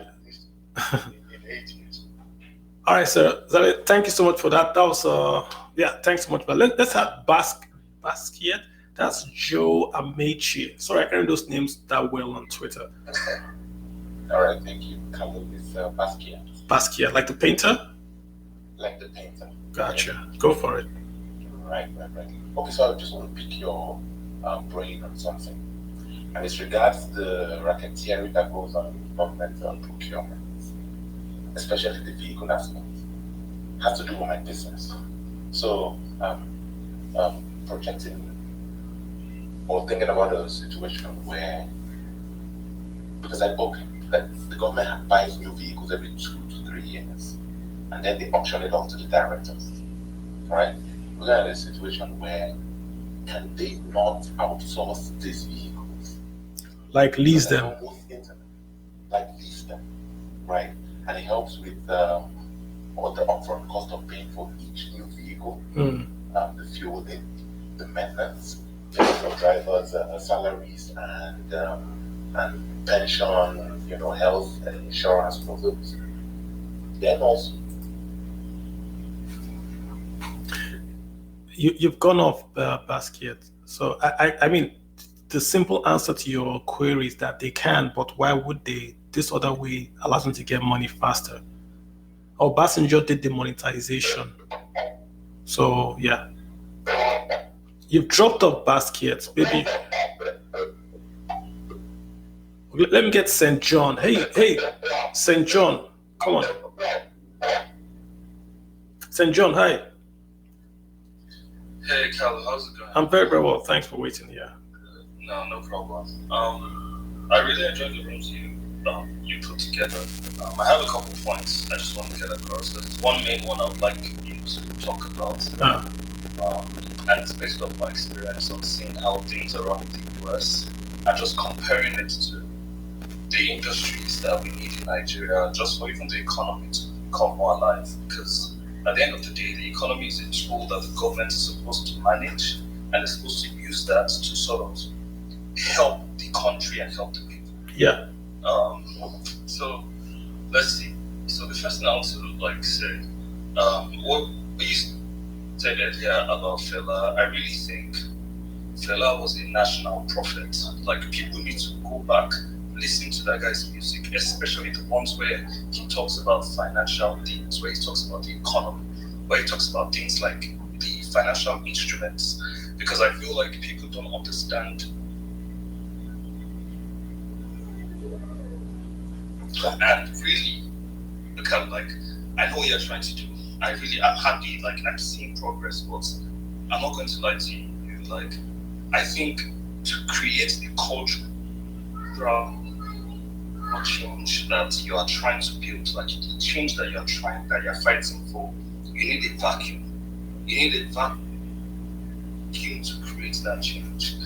And what I mean by vacuum is a closed control space, the right people, the right resources, with the right everything. And that is in this climate. Hey, St. John, your service is breaking in here. If you have a question, you want to ask it very quickly, you're breaking up here. Oh, okay. Yeah, so, I've got to the question part now. So, basically, we talked about unity. Say unity is a problem in Nigeria. Yes, I agree. But can money fix that unity problem? Is there a way we can use money to fix the unity and bring people together in Nigeria? I think that's how we should start thinking. Let's think of solutions where we can use money to fix that unity problem we have. Because money is just, but right now, we always use it to divide. We use it to, we use it to feed the division. So let's try and think of ways we can use money to fix the unity problem. And my main question to you was, I want to ask you, what is the insurance industry like in Nigeria? What is the insurance industry like in terms of, because in the US it's one of the main industries that keeps the economies alive, insurance on its own. So what is that like in Nigeria? Is the government invested in it? Is it privately owned? And how does money move through the insurance industry? Yeah. So yes, let me just your point about using money to do unity is very, very interesting. That's what Switzerland did, right? Switzerland is a country with the French, Italians, Germans used to fight a lot, and they had this interesting political model where they have rotational presidency, where everyone gets to be in power, so no one can boss anyone, and it's worked for them. So maybe we should go copy the Swiss political model. Have every zone be president. So we take away this nonsense of it's my turn to rule. Everyone will rule. When it's your turn, you do what you want to do, but everyone's going to be there, right? So maybe that's something we should look at. For the insurance company, I think they are doing, it depends on what you're talking about, right? In the US, everything is life, auto, insurance. They have many lines of insurance and they all do well.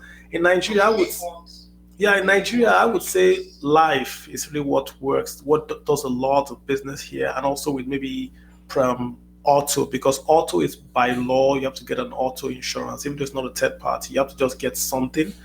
But the Pension Reform Act also boosted the life side of the business because you have to have a life insurance contract per insurance contract. So like a 401k in Nigeria's instance, you'd have to have a life insurance attached to it. So that boosted life, that boosted annuities, and then the auto part also has compulsory. So in Nigeria, if it's not mandated by law, it doesn't really work in insurance. That's the reality. In America, they're a bit more sophisticated. You insure your home, you insure your legs, you insure travel. Not so much here. Yeah, no, you made the point now about it's not mandated by law, but insurance generally, for insurance to work, just in the way insurance is built as a business, for it to work, it needs to be mandated by law. And the main two, like you said, the main three in the US that give them everything they have is life, auto, and homeowners. We don't even need all the others. Once we can get those three working and functional, I hear you. I want to get more people to speak. So I mean, homeowners, there are laws that allow you. I mean, in some states like Lagos will mandate you have a certain height to have homeowners and all that. But the penetration for insurance and all other financial services in Nigeria is very low. Mobile banking is very, very low penetration. Everybody has a phone with an app, but very, very low penetration. Loans in Nigeria, less than 5% of Nigerians have ever access to loan from a traditional bank. So it's not just insurance, but across the board, what you see Nigerians doing is savings and deposits. That's what really is we see Nigerians doing. Savings, deposits, checks. But apart from that, nothing else. Thanks, St. John. Let me get great guy. I think it says great Grant Itika. Hi. I'm just going to round up, guys. We're going to try to end here by saying the next 15 minutes. So just if you can come up here for about a minute, that would just be wonderful. Hey, Grant, how you doing, sir? Great Grant Itika. Hi. Hi, how you doing? Go for it. Hello, I'm good, and I'm so happy to have joined this debate. Honestly, my mind has been blown up with a lot of discussions I've heard. I've learned a lot of things. But I just want to quickly give in something. If you guys can help our country to blow it up. I heard something in the space today that Switzerland does waste to energy. That means they convert all their waste to energy to power their country. And right now, they have run out of waste. So they are looking for where to import waste. In fact, that information blew my mind that why we are here wasting our own waste in Nigeria. You go to Aba, you go to some certain parts of Lagos, certain parts of Port Harcourt, waste will be pursuing you out of the street. Not knowing that we can convert those waste to energy. I think you need to clarify the waste. What do you mean by waste? Be very specific. Maybe someone might be listening. Okay. The waste we generate from our houses and we throw away. Waste. That is waste we generate from our kitchen, from our factories, from our all those things we generate from what we cook and throw them away. Food that we put in dustbin. Those are the things that some other countries, the countries convert to energy. Yeah, I hear you. I mean, the US does a lot of the largest US export, I think, apart from the planes, the Boeing and all this, is cardboard paper, taking cardboard paper back to China Same thing with recycles. They're recycling paper, plastic, and aluminum cans. And like you said, yeah, there was a school I saw a school in Lagos, right, that told parents that they could pay school fees with plastic PET bottles. So the parents were bringing pure water, plastic bottles to the school, and they were paying school fees. I thought that was so unique, right? Because the school was then selling the plastic bottles to the recycled people. But that was so cool that parents were bringing plastic bottles. These were poor people bringing plastic bottles to pay for school fees. That was amazing. So, I mean, if someone can get on it, I don't know the details of what you're talking about. If someone can get on it, that would be wonderful. That's what I'm really talking about. Sure. Yeah. Some of your analysts and your researchers around the space that actually dig deeper into this information. I mean, if someone has info and sends to me, I'll retweet. If you say this is what Switzerland wants, send it to me. I'll retweet it. Yeah. Then finally, then with this kind of ideas we have, it is time for us to come together and think of a way to hold our leaders responsible, especially our incoming governors, our incoming legislators, our senators. Let's find a way to militantly hold them responsible. The first 1 year, if we are not seeing them do anything, improving the infrastructure, improving our revenue, that improving the lives of the people. Let's find a way to track them, not just online. If possible, track them by all means.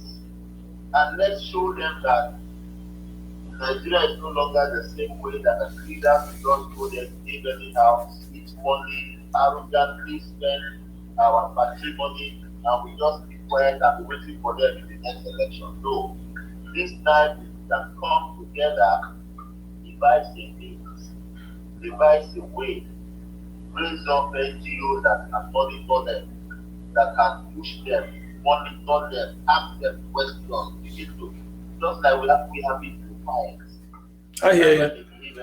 I agree. I hear you. So, I mean, great. I hear you, man. I hear you. I saw someone sent me a DM right now for a guy that does renewable energy.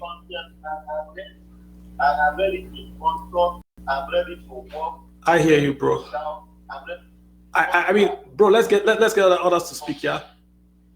So I mean, I just shared. I shared the DM from someone that just sent renewable energy biogas, very local setup there, but looks like it works. If you're interested, I just shared it on the. So you just grab it. This guy here, yeah. So it looks interesting for biogas. That might work. So guys, get on it. I have Mido G, the Mr. Minds. What's up, sir? Hey, how's it going? Hey, good. Thanks for letting me on. I just wanted to ask a question, but to frame my question, there are 4 pillars to what I see as the core of the problem of inflation, the economy, exchange rates. Now, these 4 concepts I have learned from reading Darren Acemoglu, who wrote Why Nations Fail, Tom Burgess, who wrote The Lutin Machine, and then Paulo Freire, who wrote Pedagogy of the Oppressed. If we look at the case and concept of Nigeria as a nation, the fundamental fact is, for example, someone was talking about manufacturing. You can't do manufacturing without power. If your power sector is failing, then your manufacturing sector has failed. When you look at the economy, look at corruption, I would argue that makes up about 5% of our GDP. If you tackle corruption, you set up a recession. So you look at the inflation we're seeing today, it's not necessarily a cost, kind of a cost push inflation. It's more like demand pull. Because the population is just big, the resources are not there, there's not enough in the system. So from that perspective, how would you then tackle inflation or the exchange rate when you have so much structural problems in place? Would you go about it by going after corruption, or would you go about it by going after getting more investment in the country, getting an exchange rate better? I think you have to focus on supply side. inflation in Nigeria, inflation is two things. It's cost push and it's, what's the other one? Demand pull, right? Which means it's either there's too much money chasing too few goods, or it is too few goods coming into the marketplace, then prices go up. It's either those two things. Nigeria is both of them. We have 19 trillion printed by this governor of the Central Bank of Nigeria, but we also have very, very low supply coming in. So you chase both. I think the easiest to do is to increase the supply, because as you increase supply, you are getting people employed, and if people are getting employed, the people are getting wealthy, people can go to school, and then you can increase productivity. You will still have inflation, but you can do the supply side first, just to get people out of extreme poverty. Then you tackle supply without tackling corruption. Corruption is a red flag. There's corruption in America.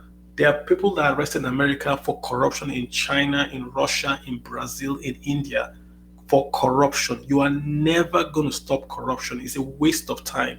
You need to focus on growing jobs. Corruption will die with productivity. In America, you can't steal, not because they are nice or they are honest, but because you can't put in the bank. So when you have people, when the police earn enough, you can bribe them, then they can arrest you. Focus on wealth, leave corruption alone. It will take care of itself. All this, I'm going to fight corruption, is a waste of 7 years. We've wasted 7 years. You don't fight corrupt people, you fight corrupt systems. You build systems that fight corruption for you. That's what I'll say, man. Well, how much of our GDP do you think is corruption? I mean, what you're trying to say is that the government's budget is then taken to private pockets and is then spent privately. I think you have a point there. If you look at many states in Nigeria, let me give you a real example. I used to work in an investment bank in Lagos, and a particular stock, very expensive stock, Nestle and Guinness, were going up in price every single day. We were like, what the heck? The PE is high, every day to go up in price. Every day it goes up in price. It didn't make any sense.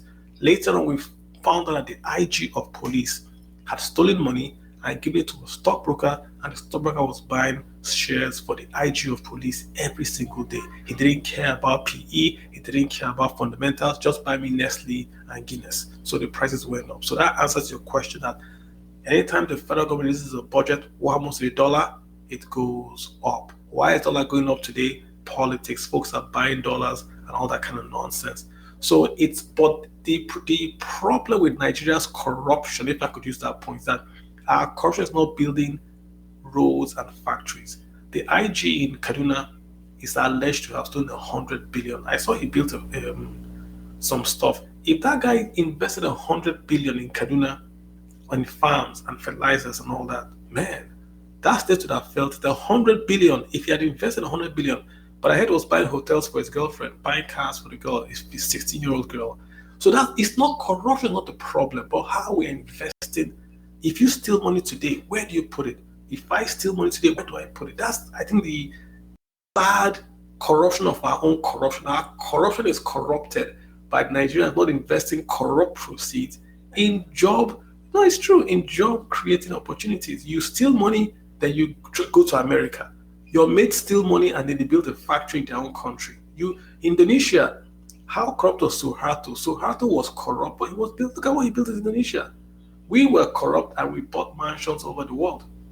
Our corruption is corrupted. That's what I'll say. I absolutely agree with you, and I think that concept of keeping the money inside the system, that's how Black China works. South Korea, the general took over in South Korea, the military dictator in South Korea, and he gave 2 years. He said, if you bring any money back to South Korea, I give you amnesty. I don't care where you got it from. He was a bad guy. He said, bring it back to South Korea. If you bring it back, no questions asked, as long as you invest it. Hyundai, Samsung, all those what they call cherry balls, what they call them. That's where they got their start from. That's where they got that big capital infusion from, i.e. that the money came back and was invested. And that guy then told Samsung, go and build me 2 ships. And I wrote the whole story on it. How he just went to Samsung and said, go and build me 2 ships. And Samsung went to London, learned how to build ships, and in 6 years or so, they had a big shipping yard in South Korea. Go read the story. It's a true story. He's told them, bring the money back. I don't care how if you bring it back within 2 years, I will not probe you, but you must invest it in South Korea. So we've got to be smart, man. We're not angels here. Let me hold you while you're still on my grade with yes, corruption, but let me pivot the question and also say you're talking manufacturing. And Femi talked extensively about why we can't make our phones and things like that. But on Burgess, the fundamental structure, if you look at this journalist, investigative journalist, he really investigated the root cause of Nigeria's electrical problems. It's not by mistake, it's by design. So how do you create a thriving manufacturing economy if we cannot even fix the power system and if the bracket system? But power is what I learned. I'm not even a physics guy. I learned physics in secondary school. Is it hard? I mean, are you telling me Lebanon fought a civil war? They got ABB and Siemens and they built a power, whatever. I watched Iraq getting bombed during Iraq war. They still had power. What is hard in getting someone to fix power? It's not hard. We just don't want to do it. We say it, we're bringing Siemens to fix power. How hard is it? Look at the grid. The grid is set up that power from Niger, from the south goes all the way to the northeast. It makes no sense, right? You have to do a smart grid, break it all apart and all that. And then you do the best. I'm not a tech guy. But how do you tackle the invested interest, right? Because now we're talking about breaking up brackets. How do you tackle it? You use the free market to tackle it. We're pumping gas from Lagos, from southeast to Kano. That's free market. If free markets work, it eliminates inefficiencies. You can't. You don't think that's idealistic? No, money, there's nothing idealistic about money. Why are the pipelines being blown up today in the south? Because men got money. You are paying men money. So they know the pipelines don't get blown up anymore. If you tell them don't blow the pipeline because it's going to stop pollution, they will blow it up 10 times more. But now you are paying them not to blow it up. That's you being smart. They don't blow it up again. You can say you're paying a hostage. That's your call. So it's not being idealistic. It's being reasonable. If you make people have a piece of the pie, then the cake keeps on caking. That's just what I want to say. Let's move on, Mido. Thanks so much. Good questions. Yeah, let's take Usman. Usman, hi, how you doing? Sheikh Tukur. Yeah, that's me. Thank you very much. Hey, what's up, man? Everyone. Yeah, what's up? Yeah, great. Everyone has touched on pretty much everything. I think the conversation has gone on for quite a while. Yeah, we're just winding down. So I'm just adding all the folks that are in here now. No new requests. We're going to add the folks that are waiting, and then we'll go down. Yep. Right. I just wanted to emphasize on two things. First, in terms of everybody's, we think about this. We're talking around it, right? Why doesn't business work in Nigeria? Some businesses do work, but they have to go a long, they have to dig deep for it to work. Interesting. The thing is simple. Our politics, our public service, our civil service, everything that makes the country run, right? We don't run on a coherent philosophy or strategy or plan or nothing, right? The issue is if you make business easy, right? There's the fundamental. You always talk about this kind of in your numerous threads, right? You can't escape the fundamentals. So I agree with the last guy talking about power. How do you get power? It's a fundamental. You have to get it. There's no shortcut about it. You can train million tech guys. Yeah. There's nothing you will do if you don't fix the fundamentals. It doesn't work. Good point. No economy develops without the fundamentals. Good point. So the issue for us is how do we get a political mandate, right? To just have 10 years of facing fundamentals. That's all we need. 10 years of building Nigeria's fundamentals, right? Yeah. And it's not about building road from Kano to Abuja. That's not a fundamental problem. Right? What makes business easy is to look at diesel. Today we're talking about exchange rates and inflation. For me, the primary product driver of inflation in Nigeria today is diesel. Nigeria's economy is powered by diesel. It's not powered by petrol. People make this mistake. PMS is not what powers Nigeria, it's diesel. True. Right? We have 40,000 megawatts. This is a research I read from, I can't remember the university, but 40,000 megawatts in backup generators in Nigeria, all using diesel. Yeah. Right? How many trucks do we have on the road? Close to 1 million, or more than 1 million, I think, trucks on the road using diesel. Yeah. The biscuit you're probably eating now and drinking tea as you listen to this was brought to your, near your shop by a diesel truck. True. So diesel is, what is our policy on getting the primary, so before you get the power, right, diesel powers the country. What is the policy of diesel? Subsidizing PMS, not diesel. And therefore GDP is affected. Yeah. So for me, this is, I don't know why people don't think about this. I don't know why our government doesn't think about it. The fundamentals are so obvious. You don't any rocket science to do. You don't need the governors to assist governors to agree. I mean, there's like, Usman, you are right. Like, there's something really, really, I try to stay off the politics, but I always remember that this politics thing enters my space, and it is so. Let me give you an example. Someone brought Enron to Nigeria, put a barge in Lagos, and said, "I want to supply power to just Lagos because I'm the governor of Lagos." Then the federal government says, "No, you can't. You have to sell it to Nigeria." Long and short, it's not rocket science that I have a badge. Let me sell power to Lekki. No, you can't. So the badge went back. I read about that badge story in Enron. Now, I met a guy here, and I don't want to talk. I won't call the company's name. Very known international company. I won't call the company's name. He told me his CEO and him, they came to Nigeria. And they met the Nigerian government, they met the minister, and they met the president. They said, "We want to invest in Nigeria." The Nigerian government told them to put money down as commitments to show that they're interested. They wanted to buy an asset and run it. Big US company.